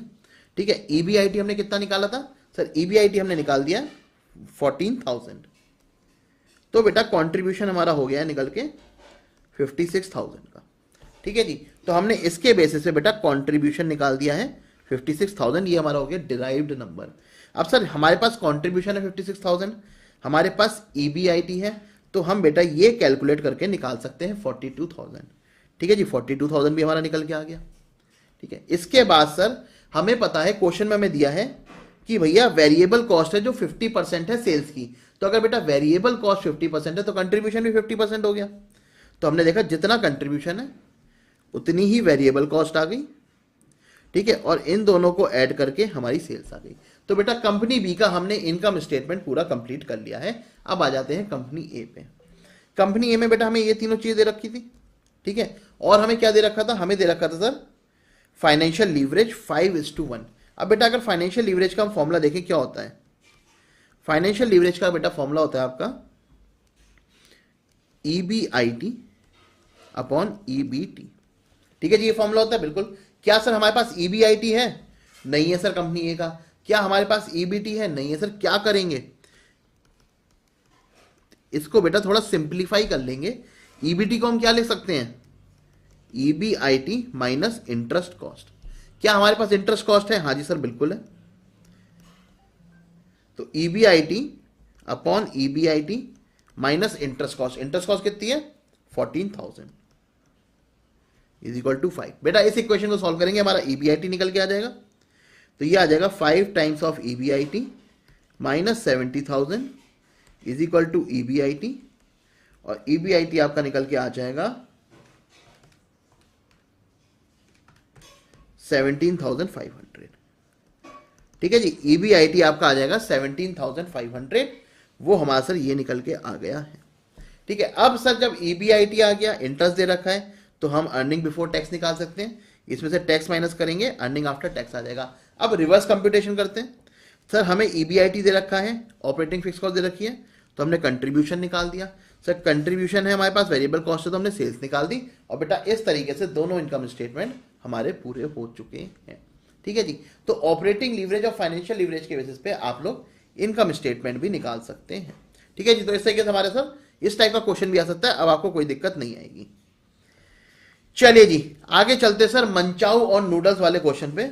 Manchow Limited and Noodles Limited are generating same level of operating income. The margin of safety of Manchow Limited is 0.4। सबसे पहले जैसे हमने मार्जिन ऑफ सेफ्टी देखा मंचाऊ का, ठीक है जी, चाइनीज क्वेश्चन आ गया सर ये तो। 2.5 हमने निकाल दिया उसकी degree of operating leverage. And for noodles limited it is 1.25 times of Manchow limited. ठीक है जी, जो मार्जिन ऑफ सेफ्टी है वो मंचाओ का 0.4 है, ठीक है, और नूडल्स का है 1.25 ऑफ 0.4। तो पहले मार्जिन ऑफ सेफ्टी नूडल्स की निकाल लेते हैं। 0.4 इंटू 1.25 कितना होगा जी, 0.5 हो जाएगा। तो DOL मंचाओ का तो ये आ गया और नूडल्स का कितना आ गया। तो दोनों का बेटा डिग्री ऑफ ऑपरेटिंग लीवरेज हमारे पास आ गया है। The interest expense of manchow is 22,50,000। अगर आप देखेंगे मंचाओ का हमने इंटरेस्ट एक्सपेंस यहां पे लिख लिया है। And it is 40% lower than noodles limited. बेटा ये 40% कम है नूडल्स का, ठीक है। नूडल्स को 40% मतलब इसमें से 40% माइनस कर देंगे तो हमारा नूडल्स का भी इंटरेस्ट एक्सपेंस आ जाएगा। ठीक है जी, बहुत ही बढ़िया बात है। Financial leverage of Manchow Limited and Noodles Limited is 3 and 2। लो जी, डिग्री ऑफ फाइनेंशियल लीवरेज भी दे रखी दोनों की 3 and 2। Profit volume ratio for both the company is 40% and 50%। बेटा प्रॉफिट वॉल्यूम रेशियो दे रखा है, मतलब कंट्रीब्यूशन रेशियो दे रखा है दोनों का। ठीक है जी, कंट्रीब्यूशन रेशियो कितना है हमारा 40% और 50%। इसके बाद क्या बोला, assuming a tax rate of 30%, prepare income statement for both the companies. उसने कहा भैया 30% टैक्स मान के दोनों का इनकम स्टेटमेंट स्टार्ट कर दो कंप्यूट करना। ठीक है, इनकम स्टेटमेंट के लिए सर हमें स्टार्टिंग पॉइंट चाहिए। देखो हमारे पास DOL है, DFL है, ठीक है जी, DOL है और DFL है। स्टार्टिंग पॉइंट क्या लेंगे, हमारे पास सर इस क्वेश्चन के अंदर अवेलेबल क्या है सर, सिर्फ और सिर्फ इंटरेस्ट है, सिर्फ और सिर्फ इंटरेस्ट है। और बेटा इंटरेस्ट कौन से फॉर्मूले में यूज होता है, DFL या DOL। सर DFL में यूज होता है, तो बेटा DFL से स्टार्ट कर देंगे क्वेश्चन। करेंगे EBIT divide by EBIT minus interest. ठीक है, दोनों कंपनियों के बेसिस पे सर EBIT निकाल देंगे। तो अगर आप देखोगे सबसे पहले हमने मार्जिन ऑफ सेफ्टी निकाला दोनों का, इंटरेस्ट एक्सपेंस निकाला दोनों का, सर फाइनेंशियल लीवरेज यूज करके EBIT निकाल दिया मंचाओ का, और बेटा यही फाइनेंशियल लीवरेज यूज करके हमने EBIT निकाल दिया नूडल्स का। तो ये आ गया बेटा हमारा मंचाओ और नूडल्स का EBIT। ठीक है जी, ये पता चल गया। अब हमारे पास क्या है सर, ऑपरेटिंग लीवरेज भी है। ऑपरेटिंग लीवरेज में क्या क्या चाहिए होता है, हमें सर कॉन्ट्रीब्यूशन चाहिए होता है और EBIT चाहिए होता है। क्या हमारे पास EBIT है, हाजी सर निकल के तैयार है। क्या हमारे पास कॉन्ट्रीब्यूशन है, नहीं सर कॉन्ट्रीब्यूशन नहीं है। तो सर DOL है, EBIT है, तो हम कॉन्ट्रीब्यूशन भी निकाल सकते हैं। बहुत ही बढ़िया। तो हमने सर ऑपरेटिंग लीवरेज निकाल दी पहले दोनों की, फिर ऑपरेटिंग लीवरेज और EBIT यूज करके हमने कंट्रीब्यूशन निकाल दिया। ठीक है, दोनों की हमने इस तरीके से कंट्रीब्यूशन निकाल दिया है। तो बेटा हमारा कंट्रीब्यूशन आ गया दोनों का। ठीक है, अब बात करते हैं सर फिक्स्ड कॉस्ट की। ये तो बैलेंसिंग फिगर हो गई। ठीक है, जब हमारे पास कंट्रीब्यूशन भी है EBIT भी, तो ये तो बैलेंसिंग फिगर हो गई। EBT बेटा निकल के आ जाएगा EBIT माइनस इंटरेस्ट करके। टैक्स की सर हमें परसेंटेज दे रखी है और प्रॉफिट आफ्टर टैक्स आपका निकल के आ जाएगा। अब चलते सर ऊपर की तरफ, हमें सर दोनों के PV रेशियो दे रखे हैं। हमें दोनों के PV रेशियो दे रखे हैं कितने, 40% और 50%। मतलब ये कंट्रीब्यूशन 40% है, ये कंट्रीब्यूशन 50% है। तो इसके बेसिस पे हम सेल निकाल देंगे। तो दिस डिवाइड बाई 50% हमारी ये सेल्स आ गई, और दिस डिवाइड बाई 40% हमारी ये सेल्स आ गई, और वेरिएबल कॉस्ट अगेन आपकी बैलेंसिंग फिगर आ गई है। तो बेटा मंचाओ और नूडल्स हमने इस तरीके से सॉल्व कर दिया है। ठीक है जी, तो यहां पे भी सर हमारा मार्जिन ऑफ सेफ्टी यूज आया है। तो मार्जिन ऑफ सेफ्टी बेटा कई बार क्वेश्चन में आ सकता है, ध्यान नहीं रहेगा आपको, इसके 2-3 क्वेश्चन कर लेना, आपको फिर कोई दिक्कत नहीं आएगी। ठीक है जी, तो स्टार्टिंग पॉइंट ढूंढना बहुत जरूरी है। स्टार्टिंग पॉइंट हमने कैसे ढूंढना है सर, जिस फॉर्मूले की हमें इंफॉर्मेशन दे रखी हो। जैसे हमने देखा सर मंचाओ और नूडल्स के अंदर हमें इंफॉर्मेशन इंटरेस्ट की दे रखी थी, तो हमने उसके बेसिस पे सॉल्व करना स्टार्ट कर दिया है। चलिए, ये आया है बड़ा ही बेहतरीन क्वेश्चन। क्वेश्चन नंबर 6 देखते हैं एक बार, पहले मैं देख लूं क्वेश्चन नंबर 7। ठीक है जी, क्वेश्चन नंबर 6 बहुत बढ़िया है। फ्रॉम कंसेप्ट लेवल अंडरस्टैंडिंग, बहुत ही अच्छा क्वेश्चन है। इसको सर कई जगह अलग अलग क्वेश्चन में यूज करा जा सकता है। समझते सर क्या दे रखा है क्वेश्चन में। फर्म की बेटा सेल है 75 लाख, ठीक है, वेरिएबल कॉस्ट है 56%, यानी कि सर कंट्रीब्यूशन होगा 44%। ठीक है, फिक्स्ड कॉस्ट है 6 लाख। जब बेटा खाली क्वेश्चन के अंदर फिक्स्ड कॉस्ट लिखा हो ना, तो उसे हमेशा मानना ये ऑपरेटिंग फिक्स्ड कॉस्ट बोली है, ये फाइनेंस फिक्स्ड कॉस्ट नहीं है, ये ऑपरेटिंग फिक्स्ड कॉस्ट है। खाली फिक्स्ड कॉस्ट लिखा है तो। It has a debt of 45 lakh, जिसपे 9% हमारा इंटरेस्ट जाता है। तो 45 लाख पे 9% हमारा इंटरेस्ट, यानी कि 4,05,000 की हमारी इंटरेस्ट आ गया। इक्विटी हमारी 55 लाख की। You are required to interpret, उसने कहा ये सारी चीजें आप इंटरप्रेट करके बताइए। सबसे पहले कहा है फर्म्स की आरओआई बताइए। आरओआई जब बेटा हम रेशियो एनालिसिस चैप्टर में जाएंगे तो और पढ़ेंगे। आरओआई होता है हमारा सिंपल रिटर्न ऑन इन्वेस्टमेंट, कितना हमने पैसा लगा रखा है उसके अगेंस्ट हमारी कितनी अर्निंग है। ठीक है, तो कैसे निकालते सर? सिंपल सी बात है, EBIT upon total capital employed. Total capital employed कितनी है सर? हमने बिजनेस में पैसा कितना लगा रखा है? इक्विटी और डेब्ट जितना पैसा लगा रखा है, तो वही कैपिटल एम्प्लॉयड आ गई। ऊपर सर हमने ईबीआईटी निकाला। ईबीआईटी कैसे निकाला? बहुत सिंपल था सर, हमें सेल्स दे रखी थी, वेरिएबल कॉस्ट का रेशियो दे रखा था, कंट्रीब्यूशन आ गया, फिक्स कॉस्ट हमें दे रखी थी, earning before interest and tax आ गया, इंटरेस्ट हमने निकाल लिया, हमारा ईबीआईटी आ गया है। ठीक है जी, तो ईबीआईटी अपॉन कैपिटल एम्प्लॉयड हमने सबसे पहले आरओआई निकाल दिया। अगला पूछो, सुनो, does it have favourable financial leverage? क्या इसकी फाइनेंशियल लीवरेज फेवरेबल है? अगर बेटा हम यहां पे फाइनेंशियल लीवरेज निकाल ले इसकी,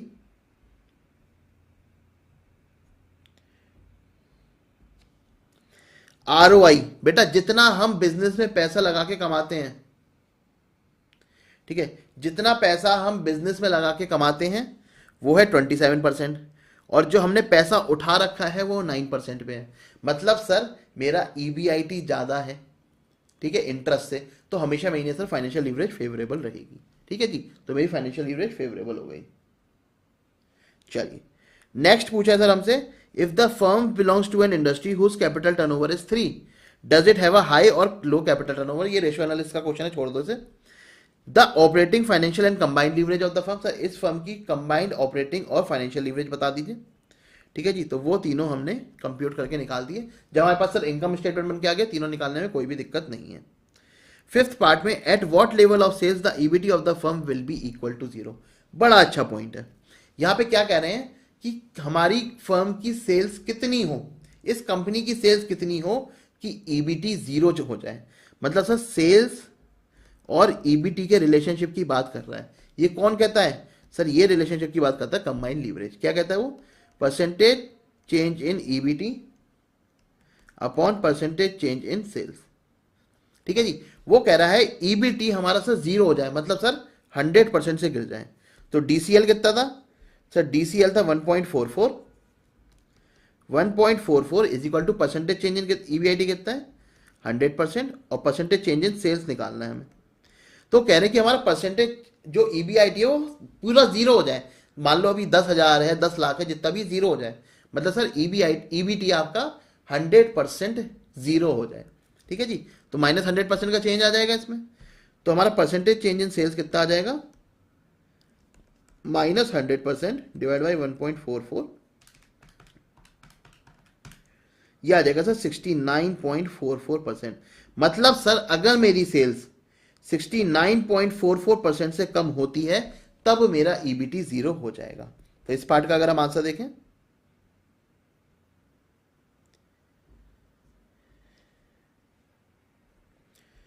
पार्ट था ये हमारा 6th। ठीक है जी, 69.44% आ गया। इतने से अगर आपकी सेल्स गिर जाती है तो सर हमारा ईबीटी बिल्कुल 0 हो जाएगा। और लास्ट पॉइंट क्या है sir? If EBT increase, EBIT increases by 20%, what percentage will be increased in EBT? मतलब सर यहां पे रिलेशनशिप बात हो रही है ईबीआईटी और ईबीटी की, मतलब सर फाइनेंशियल लीवरेज की बात कर रहा है। फाइनेंशियल लीवरेज वाला फॉर्मूला लगाएंगे। ठीक है जी, फाइनेंशियल लीवरेज वाला फॉर्मूला लगाएंगे, और ईबीआईटी में अगर आपका 20% चेंज आ रहा है तो ईबीटी में 23.6 आ जाएगा। ठीक है जी, तो बेटा इस तरीके से ये वाला क्वेश्चन भी हो जाएगा। कोई डाउट है यहाँ पे, यहाँ तक किसी बच्चे को तो मुझसे पूछ सकता है। फिर हम चलते सर आगे, 2-3 क्वेश्चन और बचे हैं, बहुत अच्छे क्वेश्चन है, पूरे करके जाएंगे। ठीक है जी, 2-3 क्वेश्चन और बचे, वो और देखेंगे अभी। यहां तक किसी को कोई डाउट है तो बोलो। क्लियर है तो लिखो जी सीसी, क्रिस्टल क्लियर। फिर हम चलते हैं आगे। ठीक है बेटा, ये सारे क्वेश्चन ना आपको लिख के प्रैक्टिस करने घर पे, ये मत सोचना बस सर ने समझा दिया हमारा काम हो गया।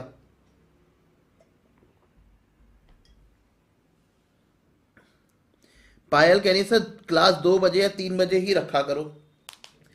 बेटा देखो, जब छोटा टॉपिक होता है तो मैं 4 बजे कर लेता हूँ, बड़ा टॉपिक होता है 3 बजे कर लेता हूँ। ठीक है जी, मैं 3 बजे कर सकता हूँ। ठीक है, और तो इससे जल्दी तो नहीं कर पाऊंगा, 3 बजे तक कर सकता हूँ मैं। ठीक है पायल?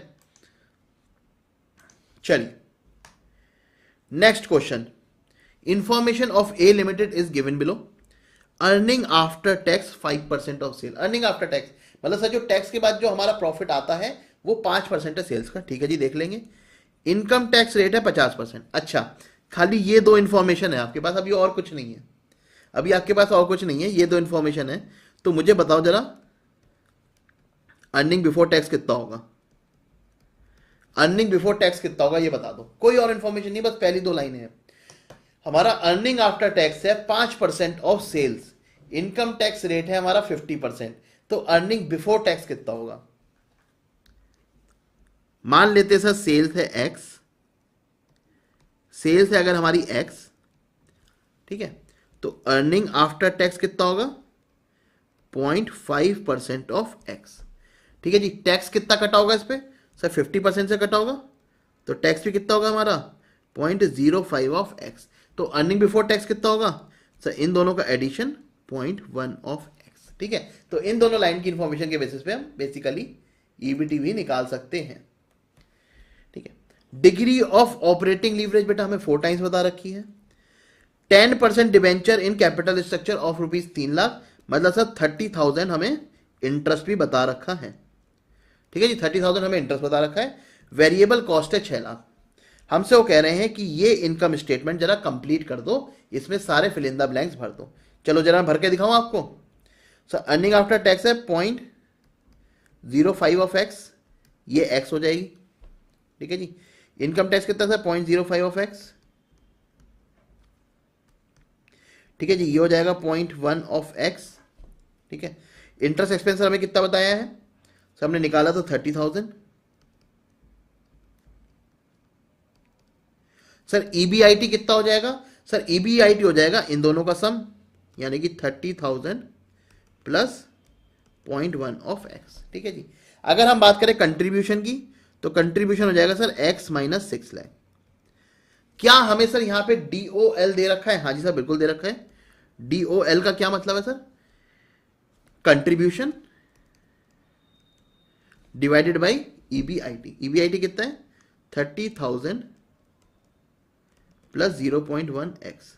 बेटा कुछ समझ में ना आए ना क्वेश्चन में, सिंपल सा इनकम स्टेटमेंट बनाना, जो जो चीजें दे रखी वो चीजें लिखते जाना, जो जो चीजें आप निकाल सकते हो इनकम स्टेटमेंट में वो निकालते जाना, आपका क्वेश्चन आराम से सॉल्व हो जाएगा।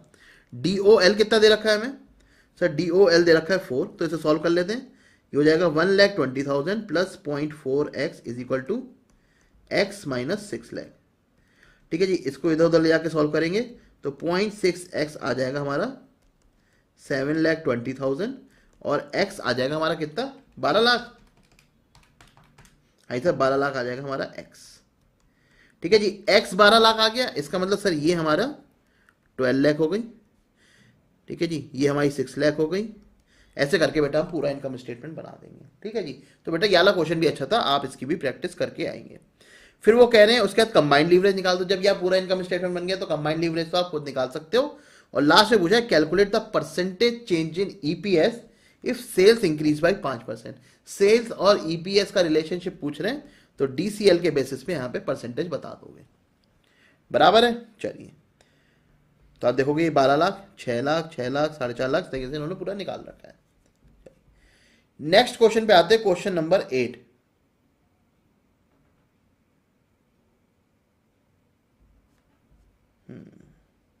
बहुत ही अच्छा क्वेश्चन है, मोस्ट इंपॉर्टेंट क्वेश्चन है बेटा, ठीक है जी, मोस्ट इंपॉर्टेंट क्वेश्चन है ये, स्टडी का ही क्वेश्चन है, तो उम्मीद करता हूं आप लोगों ने करा होगा, नहीं करा है तो बेटा मैं तो बैठा हूं ना कराने के लिए। चलिए देखते हैं इस क्वेश्चन में क्या है। इक्विटी शेयर कैपिटल है बेटा 50 लाख रुपए की, 10 रुपए का एक शेयर है, मतलब नंबर ऑफ शेयर्स कितने होंगे यहां पे, नंबर ऑफ शेयर्स होंगे बेटा 5 लाख, ठीक है जी। 12% बॉन्ड है 37 लाख के, तो बेटा यहां पे इंटरेस्ट कॉस्ट कितनी रही होगी 4.44 लाख, ठीक है जी, ये हमारी इंटरेस्ट कॉस्ट रही होगी। सेल्स हमारी 84 लाख है, फिक्स्ड कॉस्ट एक्सक्लूडिंग इंटरेस्ट, मतलब ऑपरेटिंग फिक्स कॉस्ट दे रखी है आपको 6.96 लाख। फाइनेंशियल लीवरेज आपको दे रखा है 1.49 और पीवी रेशो बता रखा है। पीवी रेशो सर क्या होता है, पीवी रेशो होता है सर हमारा कंट्रीब्यूशन रेशो। तो सिंपल सी कह सकते हैं हम, सेल्स से हमारी 84 लाख, वेरिएबल कॉस्ट गई भाड़ में, कंट्रीब्यूशन हमें बता रखा है 84 लाख का 27.55%, 23,14,200। ठीक है जी, कंट्रीब्यूशन बता रखा है। फिक्स कॉस्ट हमें दे रखी है 6,96,000। तो हमारा आ गया EBIT, कितना आ गया? ये आ गया बेटा 16,18,200। ठीक है जी, 16,18,200 आ गया EBIT। आगे बढ़ सकते हैं क्या? हम देखते हैं सर। हमें सर बॉन्ड की कॉस्ट बता रखी है, हाँ जी, लेस इंटरेस्ट भी कर देंगे हम, 4,40,000। ठीक है जी, चलिए बहुत अच्छी बात है। हमें सर बता रखा है फाइनेंशियल लीवरेज 1.49 है। अब देखो इस क्वेश्चन में आप क्या गलती कर सकते हो। जब आप यहां पे अर्निंग बिफोर टैक्स निकालोगे तो आप निकालोगे 16,18,000 माइनस 4,40,000, तो ये आ जाएगी आपकी 11,78,200। ठीक है जी, एक तो ये तरीका है EBT निकालने का। एक दूसरा तरीका है, आपको DFL दे रखी है, कितनी है? 1.49। तो मैं इसके हेल्प से भी निकाल सकता हूं। 1.49 is equal to EBIT upon EBT। बिल्कुल कर सकते हैं ऐसा। सर EBIT कितनी है? EBIT हमारी सर 16,18,200। तो बेटा EBT कितना निकल के आ रहा है with the help of DFL? 16,18,200 divide by 1.49। एक सेकेंड, हाँ जी, ये आ रहा है बेटा आपका 10,86,040। 10,86,040 रुपीज निकल के आ रहा है। अब आप कहोगे सर ये क्या मामला है? यहां पे आ रहा है 11,78,000, यहां पे आ रहा है 10,86,000। सर मैं किसको सही मानूं? ठीक है, सबसे पहले दिमाग में क्वेश्चन आना चाहिए, मैं किसको सही मानूं? सर ऑब्वियसली ये सही होगा, क्योंकि DFL हमने किसके बेसिस पे निकाला होगा? देखो ये तो हम बैलेंसिंग फिगर निकाल रहे हैं, ठीक है, लेकिन हमने DFL किसके बेसिस पे निकाला होगा? Sir EBIT upon EBT। तो जो DFL से EBT निकल के आया है उससे सही मानेंगे हम। तो हम यहां पे EBT लिखेंगे 10,86,040 रुपीज। लेकिन फिर आप कहोगे सर इसमें से ये माइनस करेंगे तो मैच होगा ही नहीं। तो यहां पे बेटा अदर फिक्स्ड कॉस्ट के नाम से आ जाएगा एक और आइटम, जितना भी डिफरेंस आ रहा है। ठीक है जी, 92,160 बेटा हमारी अदर फिक्स्ड फाइनेंस कॉस्ट निकल के आ जाएगी। सो ये इस क्वेश्चन का सबसे इंपॉर्टेंट पॉइंट था, जो अगर आप पहली बार एग्जाम में देखोगे तो नहीं कर पाओगे। ठीक है जी, तो बेटा ये ध्यान रखना, अगर DFL से अलग आ रही है, इनकम स्टेटमेंट से अलग आ रही है, हमेशा हम प्रायोरिटी देंगे DFL वाली को। ठीक है जी, जो DFL से निकल के आई सर हम उसको प्रायोरिटी देंगे, और जो भी अमाउंट है उसे हम बैलेंसिंग अदर फिक्स कॉस्ट में डाल देंगे। ठीक है जी, इसके बाद sir operating leverage, combined leverage और अर्निंग पर शेयर करना है, वो तो आप लोग कर सकते हो, उसमें कोई दिक्कत नहीं आएगी। चलिए जी, तो ये भी एक बहुत अच्छा क्वेश्चन था जो हमने कर लिया है। I think this is the last question of today's class. देख लेते हैं फटाफट इसे भी। क्वेश्चन नंबर 9 क्या कह रहा था इस क्वेश्चन में? The capital structure of PS limited at the end of current financial year consisted as follows. बेटा अभी एक पॉइंट बहुत अच्छा और बताऊंगा मैं आपको इस क्वेश्चन के बाद, ध्यान देना। इक्विटी शेयर कैपिटल है बेटा 10 लाख है 100 रुपए के हिसाब से, 10% डिवेंचर है 10 लाख के 100 रुपए के हिसाब से, तो यहाँ पे 1 लाख हमारी फाइनेंस कॉस्ट जा रही होगी। During the year sales decrease to 1 lakh unit as compare to 1,20,000 unit. Sir originally sales होती थी 1,20,000 यूनिट्स, लेकिन अब वो घट के 1 लाख रह गई। ठीक है, however the selling price stood at 12 रुपए। बेटा सेलिंग प्राइस पहले भी 12 रुपए था, अब भी 12 रुपए है। वेरिएबल कॉस्ट सर पहले भी 8 रुपए थी, अब भी 8 रुपए है। ठीक है जी, फिक्स्ड एक्सपेंसेस बेटा 2 लाख पर एनम है, तो ये हमारी ऑपरेटिंग फिक्स कॉस्ट है जो कि 2 लाख है। इनकम टैक्स रेट है 30%। उसने कहा भैया आप निकाल दो फाइनेंशियल लीवरेज 1,20,000 पे 1 लाख पे, ऑपरेटिंग लीवरेज 1,20,000 पे 1 लाख पे, और परसेंटेज चेंज इन EPS। ये तीनों चीजें निकालने को बोला है। सबसे पहली बात, ठीक है जी, सबसे पहली बात बेटा ये मत सोच लेना दोनों पे ऑपरेटिंग लीवरेज या कंबाइंड लीवरेज या फाइनेंशियल लीवरेज सेम आएगा, नहीं, दोनों लेवल पे अलग अलग निकल के आएगा। तो हमने क्या करा, सबसे पहले दोनों के बेसिस पे इनकम स्टेटमेंट बनाया। सेल्स वैल्यू ले ली, हमें सर पर यूनिट दे रखी थी, यूनिट्स दे रखी थी, निकाल दी। ठीक है जी, हमें सर वेरिएबल कॉस्ट दे रखी थी, कंट्रीब्यूशन हमने निकाल लिया 4 रुपए पर यूनिट। ठीक है, फिक्स एक्सपेंसेस हमें दे रखे थे, लेस करा EBIT आ गया। डिवेंचर इंटरेस्ट बेटा दोनों सालों में सेम है, लेस करा हमारा EBT आ गया। टैक्स लेस करा हमारा प्रॉफिट आफ्टर टैक्स आ गया। ठीक है जी, नंबर ऑफ शेयर्स दे रखे थे, हमने EPS भी निकाल दिया। सर दोनों केस में हमने फाइनेंशियल लीवरेज निकाला, दोनों केस में ऑपरेटिंग लीवरेज निकाला, दोनों केस में EPS निकाला, और EPS की भी परसेंटेज चेंज निकाल दी। ठीक है जी, तो सिंपल क्वेश्चन था, बस पॉइंट ये था कि दोनों में सेम ऑपरेटिंग लीवरेज या फाइनेंशियल लीवरेज मत निकाल देना। चलिए जी सर, ये तो बात हो गई हमारी यहां तक सारे क्वेश्चंस की। अब बेटा मैं आपको एक चीज और बता दूं, यहां पे कई क्वेश्चन आप देखोगे जो आप डीएफएल से भी स्टार्ट कर सकते हो या डीओएल से भी स्टार्ट कर सकते हो। मैंने वो क्वेश्चन इसके टेस्ट में दिया हुआ है आपको, तो क्वेश्चन नंबर 1 या क्वेश्चन नंबर 2 है, ठीक है। आप वो क्वेश्चन सर डीएफएल से भी स्टार्ट कर सकते हो, डीओएल से भी स्टार्ट कर सकते हो। दोनों केस में आंसर अलग अलग आएंगे, ठीक है। दोनों केस में आंसर अलग अलग आएंगे, ठीक है, और दोनों ही आंसर बिल्कुल सही होंगे, ठीक है। तो आप क्वेश्चन चाहे डीएफएल से चाहे डीओएल से स्टार्ट कर सकते हो, दोनों केस में आपके आंसर ठीक आएंगे। उस क्वेश्चन को अटेम्प्ट जरूर करना जो इसका टेस्ट है लीवरेजेस का, वो मैंने ऑलरेडी ड्राइव पे अपलोड कर रखा है, उसमें टेस्ट में अपीयर करना, ठीक है। आपको समझ में आ जाएगा कि यहाँ पे क्या करना है, दोनों ही आंसर सही होंगे, दैट्स फॉर श्योर। चलिए जी, इसके साथ साथ हमारा लीवरेज चैप्टर पूरा खत्म हो चुका है। किसी बच्चे को कोई भी डाउट है अब वो मुझसे पूछ सकता है कहीं पे भी। अच्छा, ऊपर वाले एक क्वेश्चन में बच्चा कह रहा है सर कंप्यूटेशन एरर हो गई है कहीं, लेट मी चेक क्या हो गई भाई। यहाँ पे 16 18 200 माइनस 440 माइनस 10 86040।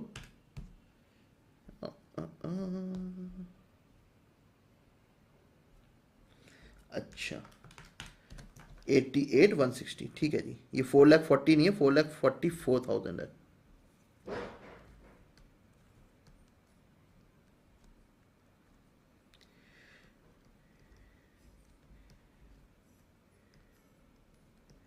ठीक है जी। तो बेटा इस तरीके से हमारा पूरा चैप्टर खत्म होता है।